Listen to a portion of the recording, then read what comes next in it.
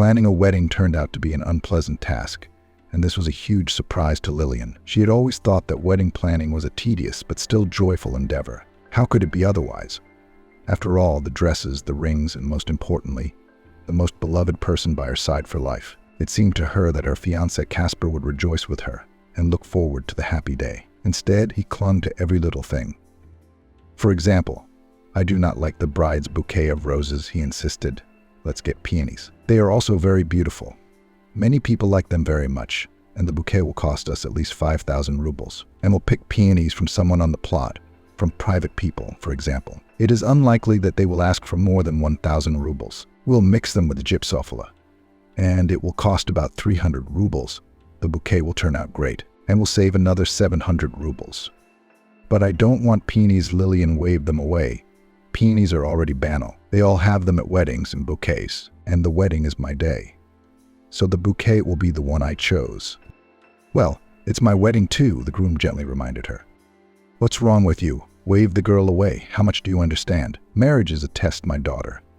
And that's why, in order to sweeten the pill for women, they play the wedding first. Lillian always told her mother so. And that's why your wedding should be your way. After all, the husband as a result of marriage gets a lot of things. A wife who will take care of the house, children which his wife will bear, give birth to and bring up well, and, of course, loyalty which is ready to forgive much. And for a woman, marriage is most often a lot of patience and hard work." Mom, of course, reasoned in her own way. She herself, when she married Brian, she heard him say, "You'll never think about money. I'll take care of that. No heavy bags, no thinking about what to save to finish repairs or buy shoes for the kids. I'll give you as much money as you ask for and I'll never say no," Brian said. "But in return, I will also ask you to fulfill a few conditions. Remember them, Jessica. First, the house and the children are your responsibility. And don't get me mixed up in that. I'll put as much money into it as I want, but don't ask me to change diapers or choose what color we paint the walls. Second, you must never reproach me for spending too much time at work. Remember, it is my work that allows the family to live and not need anything. Thirdly, I may get involved with other women from time to time, but I will never leave my wife and children. So don't think about cheating. None of it will affect you and our children. Now I've told you everything. And you think, are you ready to be my wife? And if you are, you can start picking out your wedding outfit. It's a big deal, so I won't rush you. But when you think about it, let me know." He reasoned deliberately simple.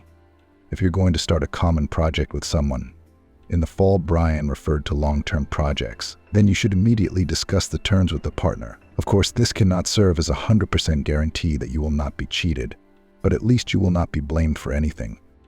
He liked the slender, smooth Jessica very much. In this reserved person guessed a hot temperament and a kind heart, which in the future will allow her to become a loving mother and the ability to support and encourage her husband. But even these fine qualities could not cloud his mind enough to marry the beautiful woman blindly. "Think it over," he repeated, "and don't be in a hurry." The girl thought, then thought some more, but at last she agreed. After all, she decided, the groom was not only demanding, but also willing to give a lot in return. In 29 years of married life, Jessica had never been refused money, and her husband had never heard a single reproach from her lips. And yet, with a bitter sigh admitted Mom Lillian, sometimes it was unbearably hard for me. It even seemed better to live in a poor hovel with my beloved, wearing rags, than to endure mistresses, his eternal absence from home, to be forced to smile when my heart cries. "Why didn't you go away?" Lillian asked. "Because I was beginning to think for real. As long as I lived with your father, my personal experiences remained personal. So what if I missed my husband's presence? You can't devote all your time to your family and still make a good living. You have to choose. And your well-being has always been more important to me than anything else. And you have always been warm, cozy, clothed and fed. And any wish of yours or mine, which could be fulfilled for money, was fulfilled immediately. I always had peace of mind about you. And I decided that I would be acting selfishly, meanly, if I deprived you of that. And then, would I suffer less if I didn't know what to feed you? I would have suffered more, and so I would have continued to endure, and smiling, even when I didn't want to, and even when I wanted to make a scandal more than anything else, because I'm used to thinking with my head, not my heart, and to tell you the truth, I don't regret it. But you could be happier with another man," Lillian said, "even if you didn't have money, but love." Mom smiled weakly. "I found that when there's no money, love ends very quickly. A man is so organized that he needs security, a safe home, nourishing food, and only then he can think about love. And then, is it an indisputable fact that I'd be happier with someone else? I mean, a beggar can be lazy and not show his face at home, and that's at best. What if, for example, he drinks all the money, beats his wife? I know any number of such cases, even among my school friends. It's really scary when you can't afford to buy fruit or clothes for your kids. Are you saying that many people don't do it? Don't provide for the family they've created? Jessica waved her hands regretfully. And for the umpteenth time, she thought that her daughter was too naive for her age. Here she sits and seriously asks, are there really men who don't think it's necessary to earn money for the family, but what can you do if the child grew up in greenhouse conditions? This is an eternal pedagogical dilemma. You will raise a child as in a greenhouse. You will get out a naive flower. You will treat as a weed. You have a good chance to get a criminal, a bitter drunkard or drug addict. And to keep the balance is not easy. There are men who can't earn money, and there are men who don't want it. Jessica continued. There are also chronic losers, and there are unrecognized geniuses who sit and wait for someone to buy their greatest creation for a lot of money. In short, there's all kinds. What a nightmare. Lillian shook her head. Just horrible. And why do they get married? So I'm still lucky. My husband knows how to keep his word, to provide for his family. And not always I was worried. We had our happy days, and there were many of them. For example, your father made sure he had one day off every month. And we always spent that day together as a family. And once a year, he'd make a whole week to go somewhere with us. And he'd always say, Jessica, you pick your own destination. Wherever you say, that's where we'll go. The most important thing for me is to spend time with you. But as you can see, Jessica sighed. Even a very good marriage, even to a man as reliable as your father, is a trial, my daughter. Anyway, the wedding is your day. It has to be the way you want it to be. Lillian remembered her mother's words well, spoken long ago. Even before she herself had gotten married, the wedding was her day. The girl didn't realize at the time that her mother, in saying that, meant that the rest of her life would consist of compromises. Lillian did not want to live the way her mother lived. Some silly rules, arrangements. Was family a bargain? What about the love that would guide the right decision? All right, not love, but there must be some spontaneity in life. Isn't it great to go to Portugal at night with one backpack on your shoulders, just because you feel like it? Or to go singing in a karaoke bar? The girl saw an endless journey around the world. Hotels and local markets, spices, colorful fabrics, mesmerizing music. And she and Casper would be the most spectacular couple ever, that's for sure. They go so well together that even in casual photos they look like matched models. And it all starts with their wedding day. Lillian really wanted to have the kind of almost secret wedding like in the books. That's why she still hadn't introduced her fiancé to her parents and refused to go to the neighboring town to meet his mother. Honestly, his mother will somehow tolerate it, thought Lillian. I have no desire at all to get acquainted with my future mother-in-law. I don't want a stranger's aunt looking at me, evaluating me. Especially a groom from a small town. So there's no doubt that Casper is known to the whole town and is sharing his impressions from meeting Lillian. And it's unlikely to be any positive impressions. Lillian had often heard that mothers-in-law like quiet, modest, thrifty brides. No, the girl decided, I'm not going to turn into a gray mouse and get under a wreath just to please some stranger's aunt. So she and Casper will just register at the registry office and then go on a wedding trip. And when they get back, they'll throw a party for the in-laws. And the wedding is the bride's party, isn't it? Mom said. And one thing only made Lillian sorely regret it. Her fiancé was so nice, so modern, so advanced in every way. Casper did not want to agree with the instructions of the future mother-in-law. He argued over the bouquet, over the dress, even over the wedding cake, which in his opinion it was better to bake it yourself instead of ordering in a pastry shop. Casper, but a homemade cake is a lot of money for quality products. Lillian tried to convince him. At cost price, so it will come out that way. And the cake from the pastry shop will be beautifully decorated. And I do not know how to decorate. Bake is not important. Why not pay a little extra and get a beautiful cake? I think you're just lazy. You could decorate the cake. It'll be prettier and cheaper. And it's nice that the bride did it herself. For example, even a burnt scone from your hands is much nicer than the most delicious cakes from some unknown baker from a bakery. I have only to mold roses from mastic before the wedding, replied the girl gloomily. This is instead of taking a bath, a good night's sleep. Finally, to show beautician and masseur to be in a normal form. And by the way, molding is good for calming the nerves, winked Casper. But seeing how puffed up his beloved, realized that the joke was a failure. And in general, of course, I understand that you are a bride. You have a big day ahead of you. But the wedding is a celebration of two people. Why then only the bride wants matter? Because Lillian got angry. That for you this holiday will last a lifetime, and for me. You men always say that you don't want to get married, because to get married is to lose your freedom. Does anyone think about our freedom as women? Somehow it's thought that we don't need freedom, that all we think about is how to part with it. Well, then let's have a wake, laughed Casper and hugged the bride. We will sit at the table all in black and drink vodka. Lillian shook her head tiredly. That's the thing. I do not want a party, said Casper. Let's just sign quietly. We'll sit in a cafe, eat cake, or we will not sit and do without sweets. And then we'll go somewhere to rest. Then we'll come back and invite the family to visit or to a restaurant. And what prevents us to do it at once? Asked the groom. Let ourselves sit with relatives in a cafe and then quietly leave. And let them stay and drink to our health. It will be good for them and for us, Lillian. But that's not how it works, what you're suggesting. It's just that my family will be offended. It's not a matter of guesswork, said Lillian. You have to respect your relatives somehow. I see, she said dryly. You have to respect your kin. You don't have to respect me or my opinion. Everything is clear with you. Here and another quarrel is ready, thought Casper, bringing home the upset bride. This is ridiculous. They cannot agree on a wedding on one day. And how will they live then? Vic, he finally decided to voice that for some time did not give him peace. You only please. Listen to me. Try to hear me calmly. Let's keep it short, she asked coldly. I'm tired and sleepy. Okay, I'll try. You and I can't even decide without quarreling how we should hold our wedding. Maybe we shouldn't get married yet. I think about it. The family will have to negotiate with me, and you and me all their lives, and we. I see, said the girl with a quiet hatred in her voice. And you, it turns out, do not even have the courage to honestly say that you do not want to marry me. You're trying to get out of it, right before the wedding. I'm not trying to jump out, but to think about it, Casper protested. Imagine we're married and we want to buy an apartment. I want the third floor and you want the second floor. Which one do we choose? I'm the boss of the house, Lillian replied arrogantly. Why do we have to choose an apartment anyway? My parents have a whole wing of their house empty. But how empty it is for guests. That's where we'll live, said Lillian. And if I don't want to live with your parents, Casper asked, you and I have our own family, and we should have our own place. What is all this for? Objected the girl. You have to live somewhere anyway. Come to your parents and live. Why are you always looking for difficulties on your head? And mine too. You don't want to get married. Just say so. Why do you have to think about nothing?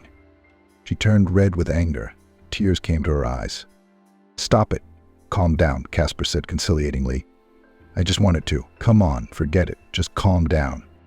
Lillian returned home gloomier than a stormy sky. She went straight up to her room and lay down on the bed without undressing. This is a mess, she thought, staring moodily at the ceiling. Jessica looked into her daughter's room. May I? Go ahead, Lillian replied. Don't ask me anything. I had a fight with my fiancé about the wedding. Listen, daughter, said her mother, you do not even live together and already cannot agree. Maybe it's better not to get married. Then the family life will begin. And there will be a lot more reasons to quarrel. You said yourself that marriage is a test, Lillian reminded me. Well, I'm going through them. I'm getting tired of it, she sighed. A test. A test. Where's the fun in that? The challenge, right? But your father and I'm pretty sure he was not always happy with me either. We never had a fight. Never, and that's because we agreed on everything. Once and for all, we were able to agree. You can't? Lillian was silent. It was awkward to ask her mother, did you ever love him? Daddy, maybe her parents had taken starting a family seriously, weighed the pros and cons carefully, and decided they could live together? But did they have love? Does she love her Casper or not? She probably does. He's handsome, just handsome. That was enough.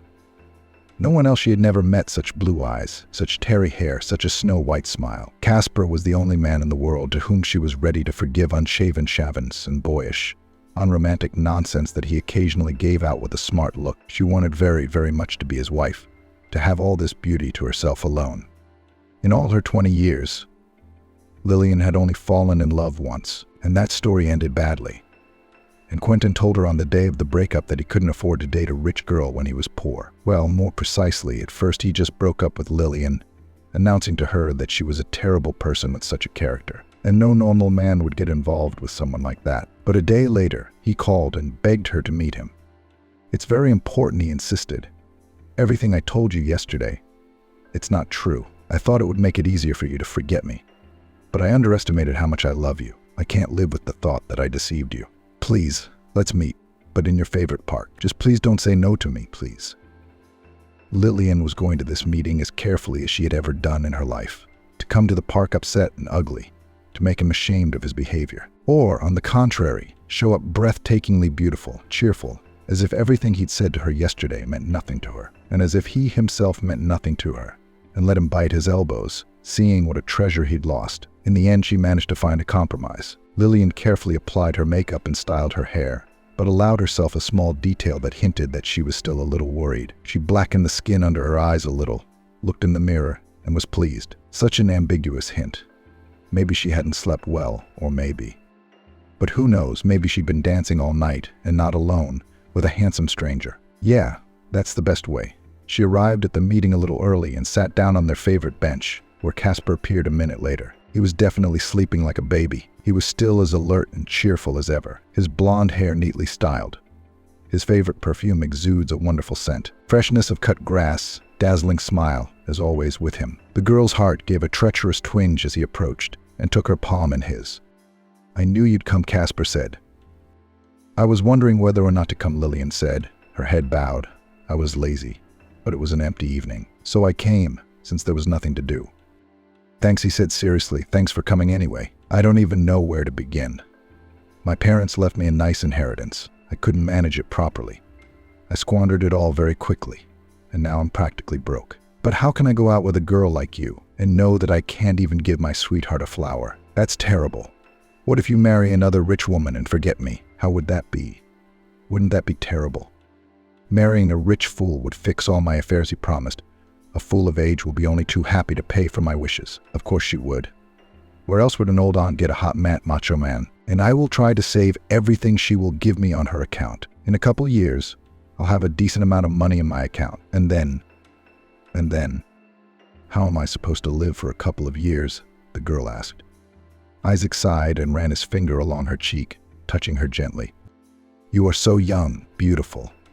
Don't wait for me any better. I'd like to tell you that I'll come pick you up in a luxury limo, and then we'll get married and never be apart again. Never again. But that would be too cruel. 2 years is too long," he said. "But you can take the money from me, can't you?" Lillian pleaded.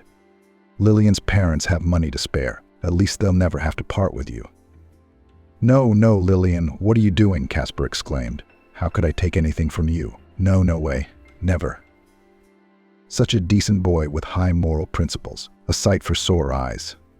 Lillian left that meeting a wreck. She wished she could have done otherwise, but it wasn't working. She was still in love with Isaac, and the thought that he would soon marry someone else made her want to scream like a she-wolf. And then there was Casper, just the way he was. Simple, but handsome and in love, like a puppy, so sweet. Lillian was pleased with his adoration. And most importantly, she hoped that Isaac, when he learned that his beloved was having an affair with another, would go crazy and do something about it. Abandon his richest old woman, kidnap Lillian right out of the arms of another, take her far away.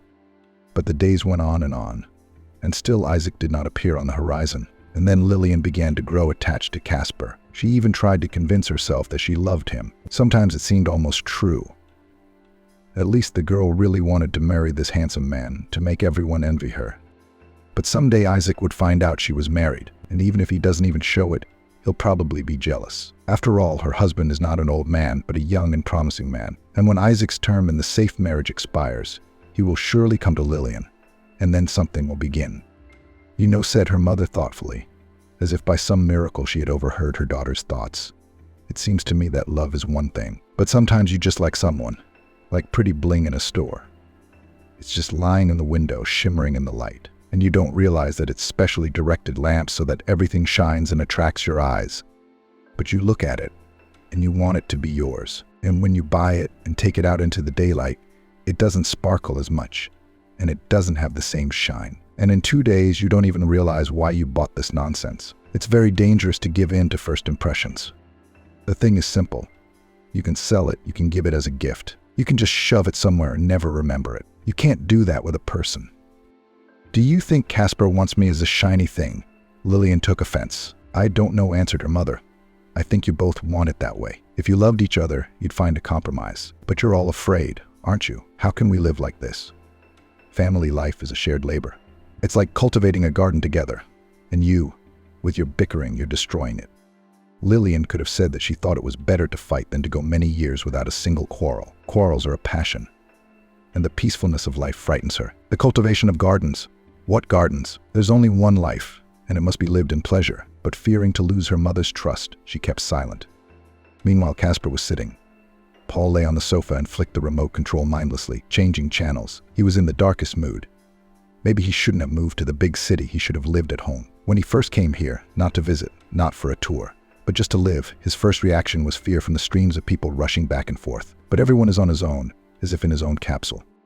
It was only in the neighborhoods populated by Southerners that Casper could still find what he was used to back home. Here people stopped to talk to each other, often saying hello to acquaintances. Women returning from shopping would move to the benches to chat with their neighbors, but it was not for long. When people come from other cities, they often bring their habits with them and try to live in the same rhythm for a while. But after 6 months or a year, they start to change too, because otherwise they simply cannot survive here. But if the migrants came here to earn money, Casper, a savvy programmer, came simply to move forward. He had grown bored with his hometown and felt he had learned the ropes. He left with joy, but when he arrived, he was afraid of complete loneliness in the crowd. Was it worth it to leave his town for the sake of it? He thought. He could have lived just as well. Yes, and cheaper, because life here is unreasonably expensive. And the most unpleasant thing is that no one seems to have heard of saving money here. Casper was used to doing without takeaway coffee, without snacks on the run, just because he knew that he could eat normally at home. And it didn't take long to get home. Unless you are very hungry, and you get home only in the evening. Then it's okay, you can run into a cafe or grab a bakery, but here it was different. People don't cook at home. They use delivery or buy convenience foods, which aren't cheap either, and constantly eat something on the go. Even if it takes a couple of subway stops to get home, they spend money on it, without thinking at all about the need to save money. It would seem that they live as they used to, and let them live. But you have to behave the same way if you want to become your own. Or the attitude towards clothes. At home, one would simply say, I bought myself a new pair of jeans, and others could ask about the color or style. But here, the first thing people said was the brand of the clothes. Casper had lived here for 6 months, and it still seemed strange to him. And it wasn't that he didn't like it here. It was just that he sometimes longed for his town, where life was so unhurried, simple and straightforward. He was from there, and the whirlwind here seemed tempting, as bright as a candy wrapper, and a stranger's cell phone that Lillian had left somewhere, either in the bathroom or in the kitchen, 3 days ago. She was too lazy to get up, didn't feel like it, but the trills continued, and she had to go looking for the damn gadget. It was Mom. Yes, Mom. Everything is fine. Yes, everything is fine. Such were Casper's typical answers. But there was something important to talk about today, so the usual yeah, okay, fine, normal didn't work. Mom, I'm getting married soon, he said. In a month you can come to the wedding. Mom was confused and silent. Who is she? She asked at last. She's a nice girl, Casper answered uncertainly, a little spoiled. But that's all right. She's a normal girl, and she has a decent family. Her dad's been in business for many years, a solid man, and her mom is a housewife, raising 2 sons and a daughter, normal people. Their daughter is so well-mannered. And how did they feel about you? Did they like you? What's your girlfriend's brother like? Did you make friends with him? Is he older or younger? Yeah, my fiancée decided to surprise them by introducing me to her family after the wedding. So I'm still it's a special arrangement, so they won't perform if they don't like me. If I'm a fiancé, they can start pushing me around, talking her out of the wedding. And if I'm already a husband, what will they do? They'll just have to accept me into the family. Casper himself realized that he was talking nonsense. You'd think the family would never turn wives against husbands and vice versa. And there was nothing informative in his words. He didn't say anything specific about his fiancée, and he didn't know why. And then suddenly I realized he spoke in such general phrases only because he had nothing else to say. What did he know about his girlfriend? Her name? He knew she was an art student, that she liked lavender and fresh strawberries. Well, that's about it. What's her name? Mom asked, as if that would clarify anything. Lillian, I see, she said. Okay, son, I'll try to be there. She hung up, and Casper realized that his mother was offended. Well, she was. I'll keep going. He's in this business. He'd bring his fiancée to meet his mom. Then the parents would have met, talked about where and how their children would live. All this, of course, is for the children to decide for themselves. But it becomes clear what kind of family they are, what they are used to, how they were brought up. Well, they would have eaten, drank a little. Mom would have brought home wine from under the floor of her specialty, from black currant. And then everyone would be happy. And it would have been human. Is that so bad? And here? What kind of town is this? Casper had a happy childhood. Father and mother have always lived very friendly, although never shocking. Dad is a physics teacher at a regular high school. Mom is a seamstress. The two kids, Casper and younger brother Quentin, grew up sports guys. Quentin played tennis, and his older brother's passion was basketball. But when it came time to decide in life, Casper chose programming, and Quentin decided to stay in sports. His life was eternal training camps and competitions, and it seemed that this would continue for a long time, but fate intervened in his brother's plans. At an ordinary training, Quentin got an injury which put an end to his career as a tennis player. Now he worked at a sports school and coached the kids himself. It was said that he turned out to be an excellent, talented coach. A year later, he married the mother of one of his students, and the marriage turned out to be happy. He didn't want to hear about moving to the big city. Casper, there was a case, tried to drag his brother and his family, but heard an unexpectedly calm, balanced answer. Here I have my favorite business, I have some name. If we move, we'll have to start from scratch. I'm not an adventurer like you. I'm not looking for a good thing. Of course, calling his brother an adventurer was a bit of a slip of the tongue. Casper was invited to work at the firm's headquarters, so he had to move. At first he was hesitant, but then he decided that if he refused the offer, missed this opportunity, then all his life will be sorry. And although much in the life of this bustling city was incomprehensible to him, but there were positive aspects. For example, he got acquainted with a lot of interesting people. He was motivated to learn something new, to strive to open uncharted horizons. And then there's Lillian. He met her at a party where there were a lot of people, and he noticed Lillian right away. She seemed a little bored, though. She moved from one room to another, never staying long in any room, and hardly sipped from her glass. A fragile, dark-haired girl with a mop of curls and a childish, whimsical look. "Do you miss her?" he asked, hoping to make conversation. But she looked at him with her big brown eyes and simply suggested, "Let's run away from here." Casper didn't have to be persuaded. They didn't just run away from this party, they sort of fell out of life altogether. He could barely remember going to work that month, seeing anyone. Lillian, with her whimsy curls, tan skin, and infectious laugh, filled the whole world with herself. Sometimes it seemed to the boy that Lillian was even present in the air he breathed. He proposed to her, as if in a blur, and she didn't seem surprised at all. Calmly she accepted and began planning the wedding. Casper found her nonchalance a little odd, but as time had shown, strangeness in general was in the character of his fiancée. If not even touching on some serious things, there was still enough. For example, putting on sneakers, she always laced them up again. Wore a stopwatch on her arm. If she happened to walk down the street, she always chose the right side. What's all this wedding stuff worth? Let's do all the dating after the wedding, she thought. And to live with parents. And if they send us with such requests, say we, my daughter and your husband for the first time see.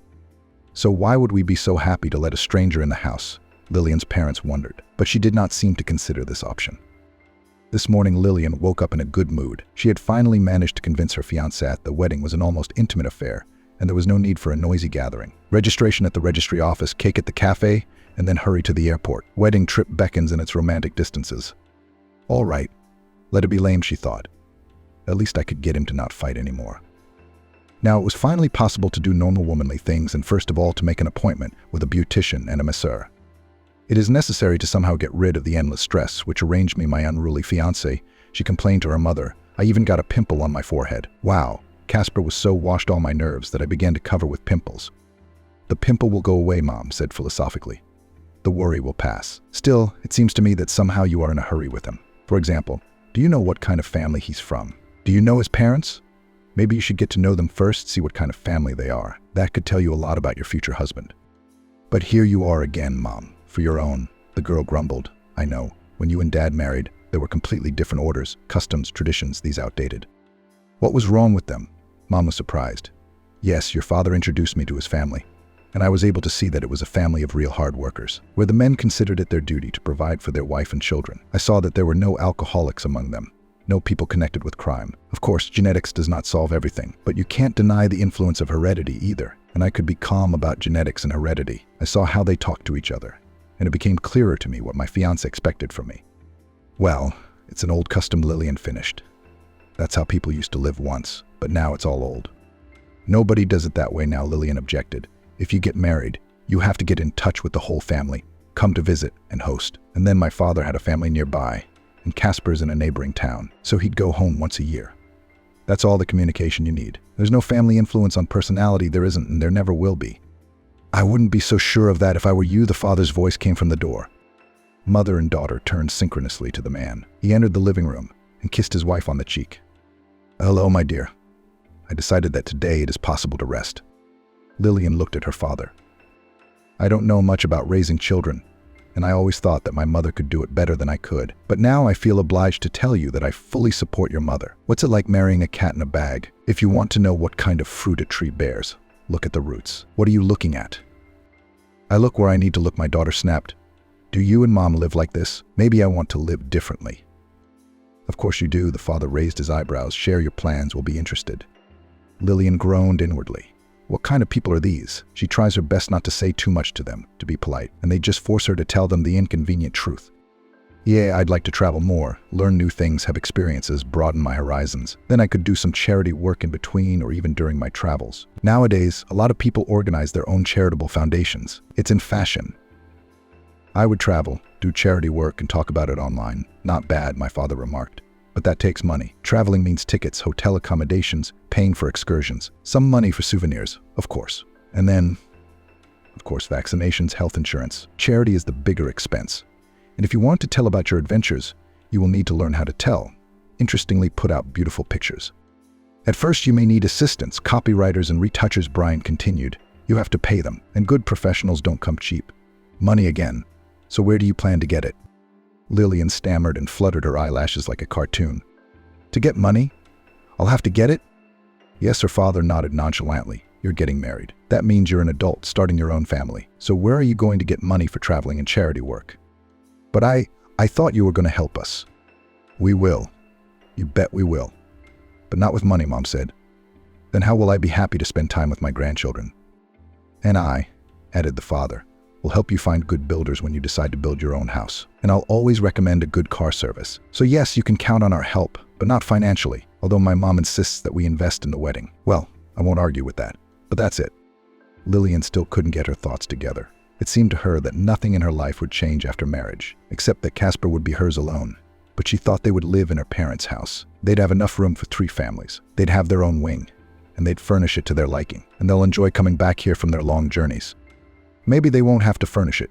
She intended to spend at least 10 months of the year traveling. Lillian hadn't thought about charity yet. What exactly did she want to do?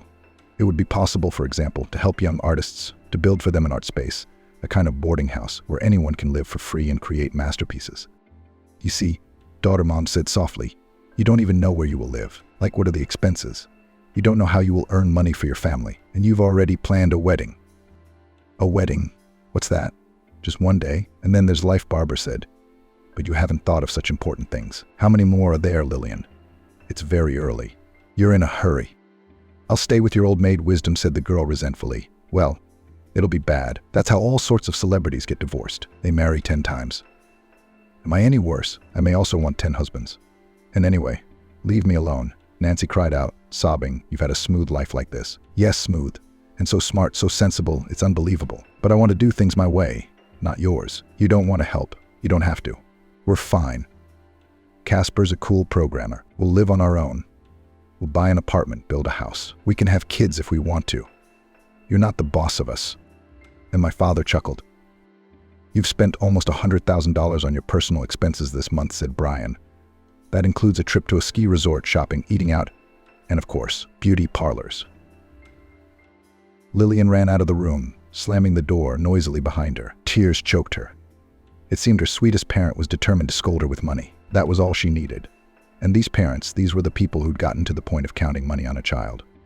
Today's dress fitting is almost certainly off. You can't go to the dressmaker looking so upset. Her eyes are as red as a dragon's and her cheeks are flaming. But do I even need this dress now? Her parents are trying their best to talk her out of getting married. Her father said he's not going to support her and Casper's family. So you have to figure out how to live your life. Or maybe it's some stupid test, like a test of strength. Will she refuse to get married? Or will she go all the way to get what she wants?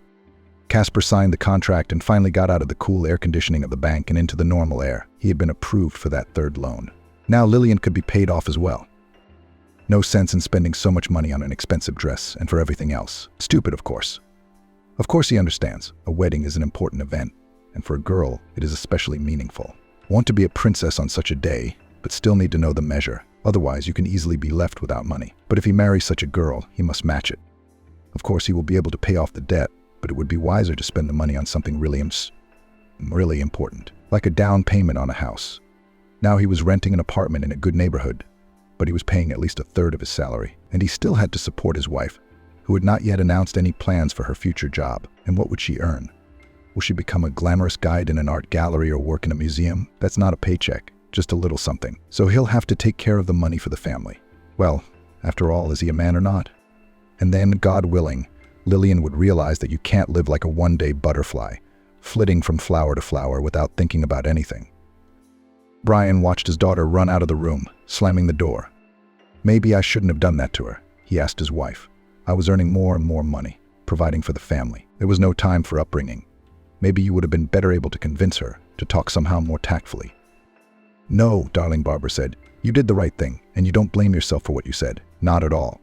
Our daughter has to grow up sometime to start thinking about serious things.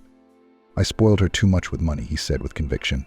I gave her as much as she asked, but I didn't show her how the money was earned, where it came from. I got used to the idea that a woman's whims should be fulfilled, but I didn't take into account the important thing. A wife is an adult. She runs the house and raises the children. This is a big and round-the-clock labor, and for it there is a solid reward. It is possible and even necessary to spoil your wife, and your daughter should know that money doesn't fall from the sky. You've always been generous, Mason Jessica said, but that's what the head of a family should be. And now you've decided it's a flaw. No, honey, she said. It's just that Lillian grows up a little later than her peers from less affluent families. If we've done anything wrong, it's that we haven't taught her to work or let her learn the value of money. So what you said about a young family being able to count on any support other than financial support is absolutely right. Maybe you're right, Brian agreed. But you know, I've been thinking of something. It might be stupid, but it could work. Let's do this. Sit next to me, sweetheart. I want to consult with you. I think we should meet this Casper guy, first of all. But Lillian, I know she doesn't want to. She generally, I think, feels that you and I have lived like ancient mammoths and understand nothing of her advanced youth. Still, I'm sure we should get to know our future son-in-law. Well, at least for the sake of making sure that he is not a marriage scammer or a criminal or an alcoholic. I'd also like to meet his parents. Oh, it'll be a scandal, Barbara sighed. What will we have to endure? I don't know. Brian, do you have any idea what Lillian will do when she finds out? I'd rather she had a scandal, he said firmly. Then you and I have to get her out of trouble. She's a girl. She might not see the real danger. She might not care. Don't you agree with me? I do, very much so. I don't like the whole story myself. Lillian's got this whole conspiracy thing going on. It's giving me bad ideas. I don't know why it's a private wedding. Why can't the husband be introduced to his parents? Maybe he's the one who insists on it, not our daughter. Then why would he do that? Well, don't worry. Her husband patted her hand. I'll try to find out through my channels, Brian said, and then as agreed. Lillian came to her favorite park. It seemed like nothing special, just a field and paths. But somehow she always calmed down here, no matter how upset she was. And now the girl hoped to find at least a drop of calm, because a 9-point storm was raging in her soul, threatening to tear apart everything, absolutely everything in its path. But why didn't anyone want to understand her, to accept her? With her views on life, with her desires and dreams, no one wanted to hear her. Mom keeps saying that we should get to know each other, Lillian pondered. Dad's all about money. Hadn't they ever been young, never wanted romance? Maybe even madness, but a special kind of madness that you'll remember with all your life. And after all, hadn't she gone through enough for that money? If Isaac had money, they wouldn't have broken up. And if she was poor, then maybe he wouldn't be so self-conscious about being poor. It's all that damn money, all the trouble it causes. And the parents add to it. It's all so down to earth, rude to meet the family, Lillian mocked. What are you going to live on? That's all they're interested in. Nothing more. The wedding was a few days away. And no, at least a little happy about it. All the time I had to explain something, to prove something, to defend my right to be happy. Why does she need this injustice? The girl wiped her tears and took a deep breath. It is necessary to calm down. And there was nothing to waste time. She will still have time to meet her partner. There's no throwing away the dress and being patient. She stood up from the bench and smiled. The park, her magical sanctuary, helped again, calmed her down and gave her strength. Don't worry, everything will be fine, whispered Casper affectionately. He must have repeated this phrase 50 times today, and even managed to get a little tired. First of all, Lillian had had a fight with her parents before the wedding and proudly moved in with her girlfriend. Don't make a garden, and just move in with me," Casper suggested. But the bride was stubborn. "Together we will live after the wedding," she categorically stated. "And then, you and I have not yet talked about it. But I don't like your apartment. There's only one bathroom, no jacuzzi, and a jacuzzi before bedtime is sacred. We'll find something more suitable after the wedding," Lillian decided. Secondly, Lillian was unhappy with her dress. "I didn't think the neckline was deep enough," she complained, and the dressmaker hadn't thought of fresh flowers to decorate it. "She did the right thing," said the groom. "Live flowers will make everything dirty. They'll wrinkle in an hour, and pollen can stain the fabric." From such an unflattering statement, Lillian burst into tears, and her wedding makeup blurred. She had to quickly change her makeup to avoid being late for her own registration. But the bride's woes didn't end there. "Wedding, it's a nightmare just..." The girl knew already in the registry office, standing under the hand with the groom on the wide stairs. The photographer, like an industrious bee, was hovering around, endlessly clicking the shutter of the camera. "I think the dressmaker put a pin in the seam," said Lillian. "There'll be a hematoma there by nightfall, but it'll heal." "I'll take it out," Casper suggested. "No, let him take it out first." Lillian had not yet said that her high hairstyle made her uncomfortable. She was afraid to turn her head. In case all this beautiful, abundantly decorated with a scattering of small flowers, the structure will fall apart. "So we'll go to a cafe, and there I'll let my hair down," she decided. They had chosen a wonderful cafe. There was a wonderful little courtyard, and on the top floor there were several VIP cabinets, and each of them was decorated in its own style. There was Hawaii, there was Japan, there were even Arab Emirates, and of course, ancient Russia. Casper preferred the Russian design, but Lillian insisted on Japan. Laconic, tasteful, very stylish, and you can take great pictures, decided the bride. "Are we going to eat the wedding cake with chopsticks?" laughed Casper. "With chopsticks," confirmed Lillian, "and then we'll keep the sticks as a souvenir. One pair for you, one for me. I think that's better than keeping some dried bouquet." They've decided on a cake, too. "Shall we order a small one?" The bride decided. "It's just the two of us. Let it be a cake. We'll eat it in half, drink champagne, and that's it." Fortunately, Casper agreed to this option without trying to argue, and in fact, he suddenly became surprisingly compliant. He paid for the wedding outfit and the bride's bouquet without complaint, and even did not refuse to find a good photographer. On their return from the wedding trip, they planned to order him a couple more photo shoots in a romantic style. And at the cafe, the receptionist Nancy was already waiting for them. "The Japanese-style bridal lounge has been rented for an hour. If you want to stay longer, we'll pay extra." "No problem," the groom oriented himself. "Follow me," the girl smiled and opened the door to a completely dark room in front of the newlyweds. "What is this?" Lillian was stunned. "Have you turned off the electricity?" But at the same minute, the light flashed blindingly, and several voices chanted simultaneously. "Congratulations. Congratulations." Lillian was amazed to recognize her parents standing at the open table. Shit, her mind raced. I told you no guests." But that wasn't the main disappointment. Next to the elegant, restrained parents of the bride stood a real misunderstanding. The misunderstanding looked exactly like some unfamiliar, full, even fat woman, dressed in a provocative green dress, the most nightmarish dress imaginable, with waves and some ridiculous lace jabot. She wore blowing round earrings made of the most reliable alloy. In her hand she clutched an already rather flaccid bouquet. A few petals had fallen to the floor, and were now lying at her feet like garbage. Mom, Casper rejoiced, and the woman rushed to hug him. "Happy wedding day, son," she whispered. "Congratulations, Lillian," Brian smiled. We know you planned it a little differently. But Sandra and I decided that we wanted to congratulate the young couple today. But don't worry, we won't stay long. We'll have a glass of champagne and then we'll leave." "How glad I am that you were able to come after all," Casper repeated, hugging his mother. "I'd like you to meet her. This is my wife, Lillian." "Hello, darling. You're my daughter now. Congratulations on your wedding. I hope you'll be happy with my son." The woman handed her the bouquet, but Lillian suddenly pulled away. "Who invited her here?" she asked in a loud, strained voice. "Who invited this woman here? Without consulting me? Who did?" "What do you mean?" "Who?" Casper smiled. "Me, of course. She's my mom, and she wouldn't have forgiven me if I hadn't invited her to the wedding. I hoped you'd understand that, but you wouldn't listen. So I had to make that decision on my own. So I did. And we did, said Lillian's father. Your mother and I really wanted to meet Sandra, so we went to visit her and insisted that she attend. And of course, no one thought to ask me, Lillian finished, even though I've said many times that there should be no strangers at my wedding. Who did you call a stranger? My mom, Casper, was amazed. She's my own person. How can you say that? Exactly. She's your own person, but she's nothing to me. But you don't give a damn about me. You got your own way. You invited that. Hey, take it easy. Lillian Dad raised his voice. You apologize to Sandra right now. Look at her. Dad, aren't you ashamed to be around that aunt? Look carefully at her dress after my great-grandmother's fashion, at those horrible jewelry, at those flowers. Did she buy them on the street? Stop it, Lillian. Casper raised his voice. And I also demand that you apologize. I have to apologize. After what you did at my wedding, after you ruined my party, that's great. It's my fault too. No, you won't, she said to her mother-in-law. Don't shove that bouquet in my face.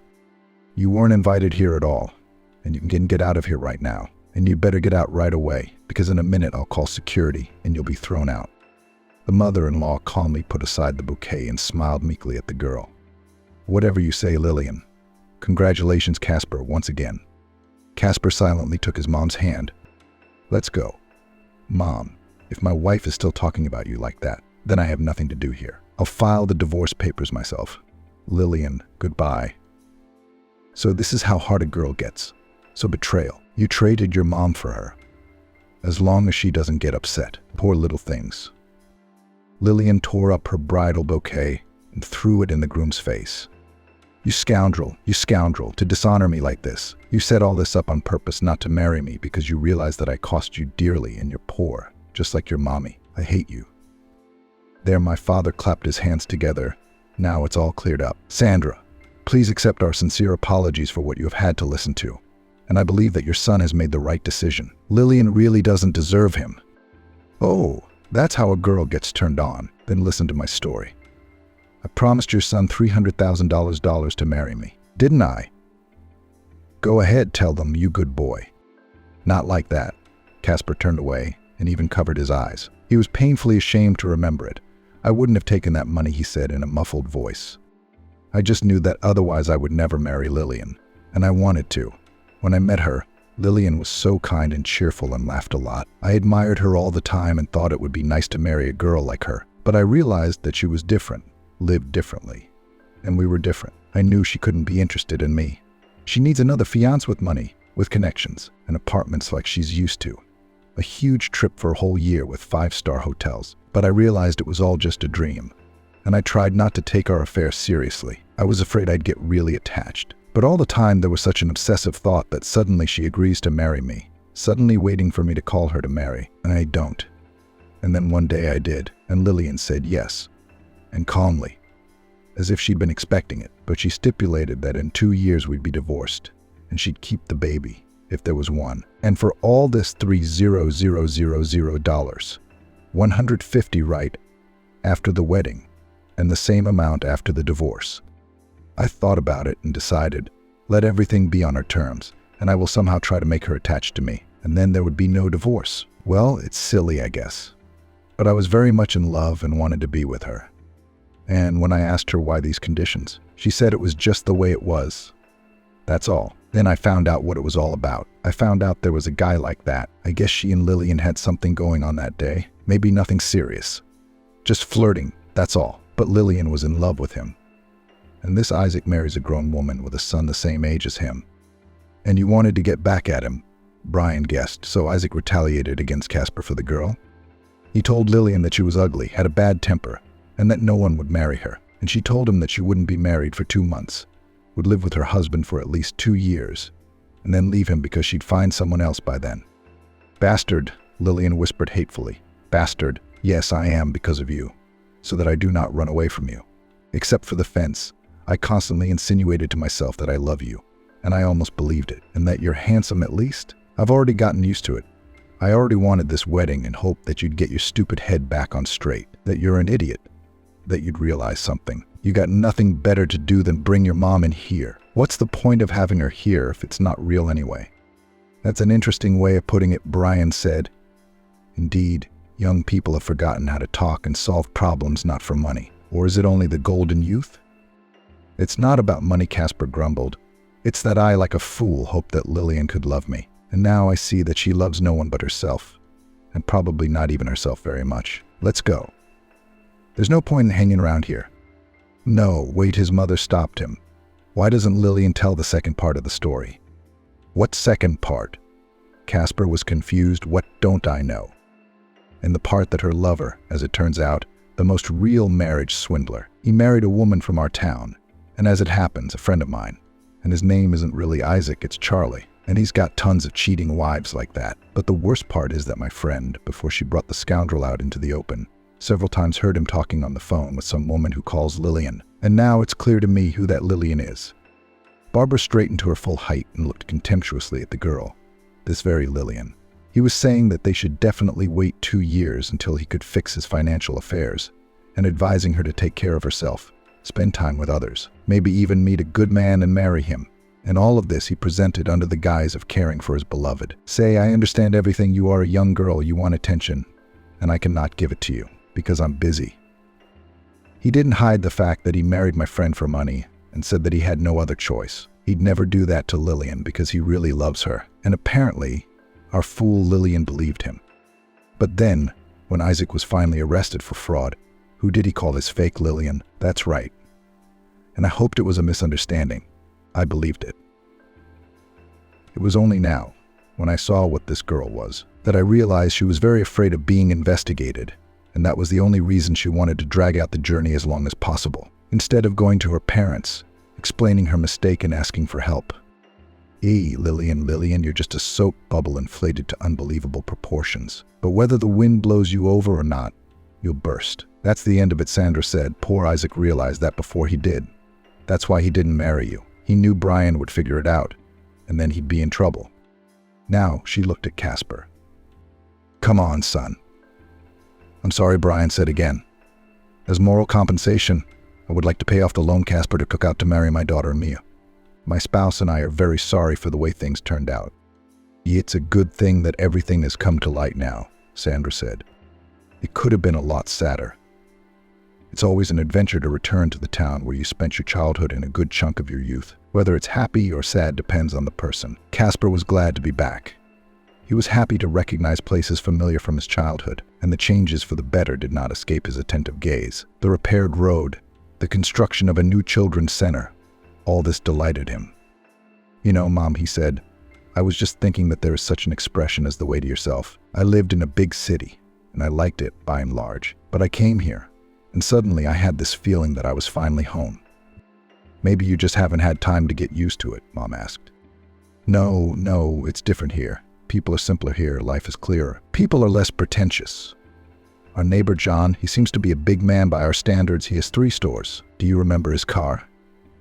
He drives an old car, and he's fine with it. He's happy with that car, so he doesn't buy another one for status. And I like that.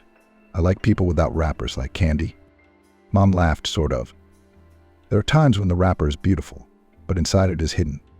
It happens, of course. Sandra sighed and looked anxiously at her son. His hint was more than transparent. Yes, wrappers, bows, as long as Tolik was not inside. He was not disappointed in girls at all. After all, you have to get married and have children. He's drawn to that. Casper suddenly smiled dreamily. You know, Mom, I want to buy an apartment in that building over there. There, you see, behind the trees. It's a beautiful house. Can you imagine? When I get married, I'll have kids. How nice it will be to walk here with them. And we can play hide and seek. There are so many trees around here, and there's a swing set to hang. No, I definitely want an apartment in this building. Then you're in luck, said Sandra. Dad's former student is selling an apartment in this building. Do you want me to call him? And if he's home, we can go in right now. Come on, Casper was happy. Call right now. He felt calm and clear in his heart. At last he could not pretend, not lie, not dodge. He could just be himself. Casper had never realized what a precious gift that was. Okay, Mom said. He's not home right now, but his little sister Ashley is. She can show you the apartment. Let's go. He decided. The apartment was on the second floor. Casper was happy about that, he said. It's low, but it doesn't feel like you're living on the street. It was just right. The door was opened by a short, very slender blonde woman. Hello, she smiled broadly. Come in. My brother called me about you. The apartment was small, but it seemed very spacious. That's because the layout is very sensible, she explained. It was built for people, not for performance. I like it very much, Casper praised. I'm ready to buy it right now, honestly. Then Ashley said, you should wait for your brother. He'll be here in half an hour. Do you want me to make you some coffee? Yeah, Casper was confused. I don't know. Is this convenient? So you're not in a hurry? No, don't worry, the girl waved her hand. Let's go to the kitchen. Oh, Casper, I forgot all about it. Sandra suddenly became alarmed. My neighbor asked me to buy her medicine. Here, and I'm sitting here, and I do not puff. I'll go quickly, and you sit and wait for the owner. I think, said Ashley, confused, that your mother needs help. No, Casper smiled. She just wanted to leave us alone because she noticed that I really liked you. She lowered her eyes in embarrassment, but after a moment she looked up and gave Casper a charming smile. And you to me, she admitted. Isaac was a phenomenally lucky man. Even though he was detained on his ex-wife's application, they could not find a crime in his actions. But you yourself gave him valuable gifts, sympathetically said the investigator. No one forced you. But he literally took it all from me. Barbara was indignant, trying not to give him a brand new car. He'll be glum for a month. And it's a private life. And no, Brian, I've got a headache. Let's go to bed. The investigator smiled slightly. I sincerely share your indignation, dear Barbara, but unfortunately I can't help you. For the investigation, all this is just your domestic relations, which are not relevant to the case. But understand, there's nothing criminal about a headache or a bad mood. If he'd blackmailed me or used physical force, that's all we need. Barbara splashed her hands. If he'd hit me, it would just be a good reason for. In short, we'll have to let your ex-husband go. What do you mean, let him go? He won't be harmed. I'm afraid so. All I can do is advise him to be more careful in the future. Isaac called Lillian in the middle of the night.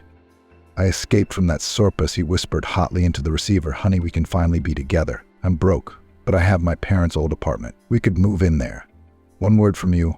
I'll pick you up right now so we can start a new life. The girl's heart jumped with joy. Had he finally realized that love was more important than any money? Yeah, she paced around the room, haphazardly gathering her things and piling them in a heap on the bed. I'll be ready in half an hour. I'll pack quickly. Lillian ran into her father on the doorstep. Are you going on another trip? He asked, pointing at the bulky wheeled suitcase Lillian was dragging behind her. You could have warned me. Not a trip, she answered. My favorite man has proposed to me, and I'm going to move in with him. We're going to live in his apartment. This is your favorite man. The father nodded seriously. It's the same marriage scammer Isaac, who only a miracle saved him from jail. Lillian blushed deeply. That's in the past, she said. He's separated from his wife, and now we trusted him. What's morality? Like he'll forget his sweet habits and be a good husband. I love him. Daddy, enough with the parenting. You'd better get out of here. They're waiting for me. Go if you want to, his father said. But you can't come back here until you're done with this scum. Isaac was already waiting for her. Lillian was amazed at how bad he looked. His hair was disheveled, and he needed a haircut. There was a ketchup stain on his sweater for some reason. I'll clean up later, he laughed lightly and took the suitcase from the girl. Now let's go home. But let's go to the store on the way. There's no food at home. Come on, Lillian agreed easily. It's just over there. The sign is lit up. But at the checkout, the girl was in for an unpleasant surprise. All her cards were blocked. 10 years later, the house where Lillian lived was full of surprises. The pipes burst all the time. And if the pipes were fine, the fuses were blown. If the electricity was fine, the faucets would leak or the neighbors upstairs would flood. There was no boredom. But actually, there was no mystery in all these surprises. Just the house was very old, and it had not been overhauled for about 50 years. Besides, it was inhabited by a very specific contingent. Most of the tenants had inherited apartments, and they lived in them without trying to earn money for something more comfortable. Many of them drank every weekend, and even in a state of intoxication managed to fall asleep in the bathroom, not forgetting to close the faucet. But in 10 years, you can get used to everything, and Lillian gradually came to terms with leaky pipes, broken plugs, and regular floods. What was there to do? If in the shower was only such a living space, and he was lucky that at least it was affordable with his wasteful lifestyle. He could have just sold the apartment just to eat in restaurants until he ran out of money. But he himself seemed to have gotten over his lack of luxury long ago. He felt like a king in his shabby apartment, or at least a man who had found his place in life. His place was on the old couch in front of the TV. And on weekends he sat on the couch with everything he could possibly need. A large bag of chips, a remote control, and an open bottle of beer. Lillian, walking past her husband, only shook her head tiredly. It seemed that only one memory remained of the once so bright and unforgettable Isaac. Of course, her parents, having learned that Lillian was going to marry her shabby Alfonso, did not make any enthusiastic exclamations about it. Quite the opposite. Brian immediately blocked all of his daughter's credit cards and announced that as long as she was going to stay with Isaac, he wouldn't give a dime to help her. But Lillian was firm. She was sure that if she could convince her parents that she had true love, they would immediately soften and start helping. But they didn't. She had to move into a tiny apartment and try to organize her life there. That day, too, there was no hope of warmth from Chelsea and their parents. Isaac had long ago realized there was nothing to look forward to, and since that was the case, what did he want Chelsea for? Lillian irritated him desperately with the way she walked, the way she talked, the way she looked at him. From time to time, he tried to explain to his wife that the time had come for them to part, but Lillian wouldn't hear of it. "My husband left me once before," said Nancy. "I was disgraced for the rest of my life. So no, there won't be a second time." And Isaac, utterly tormented by her incomprehension, began to look more and more often for solace at the bottom of the bottle. The beer had made him fat. The features of his once handsome face had blurred and lost their shape. Like dough they had risen. Lillian, on the other hand, had also lost a lot of weight. She had completely abandoned fitness, and she had to forget about a healthy diet. For the little money she managed to earn at the museum, working there as a security guard, you can't get a lot of money at the store. Lillian gained a dozen extra pounds and decided to stop dyeing her hair to save money. And now, 10 years later, she's gone gray. Either from such a life, or it's another mockery of fate. Isaac didn't notice it, though. He hardly noticed her at all, except in exceptional cases. "Get away, cow, you're blocking the TV with your ass again," he growled. "You had to be as drunk as someone who didn't know what to do. You're a disgrace." "Look at you," Lillian said without turning around. "You're falling down like a drunkard. What do you look like now?" "A wretched wreck. And yet there you are, breaking women's hearts."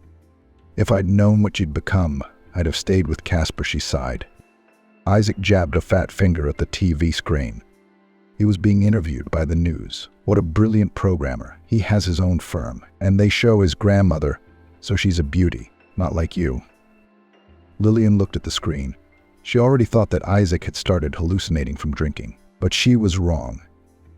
Casper was indeed smiling on the TV screen. He seemed even more handsome than before, and he had his arm around the waist of a pretty blonde. Lillian eyed her with avid curiosity.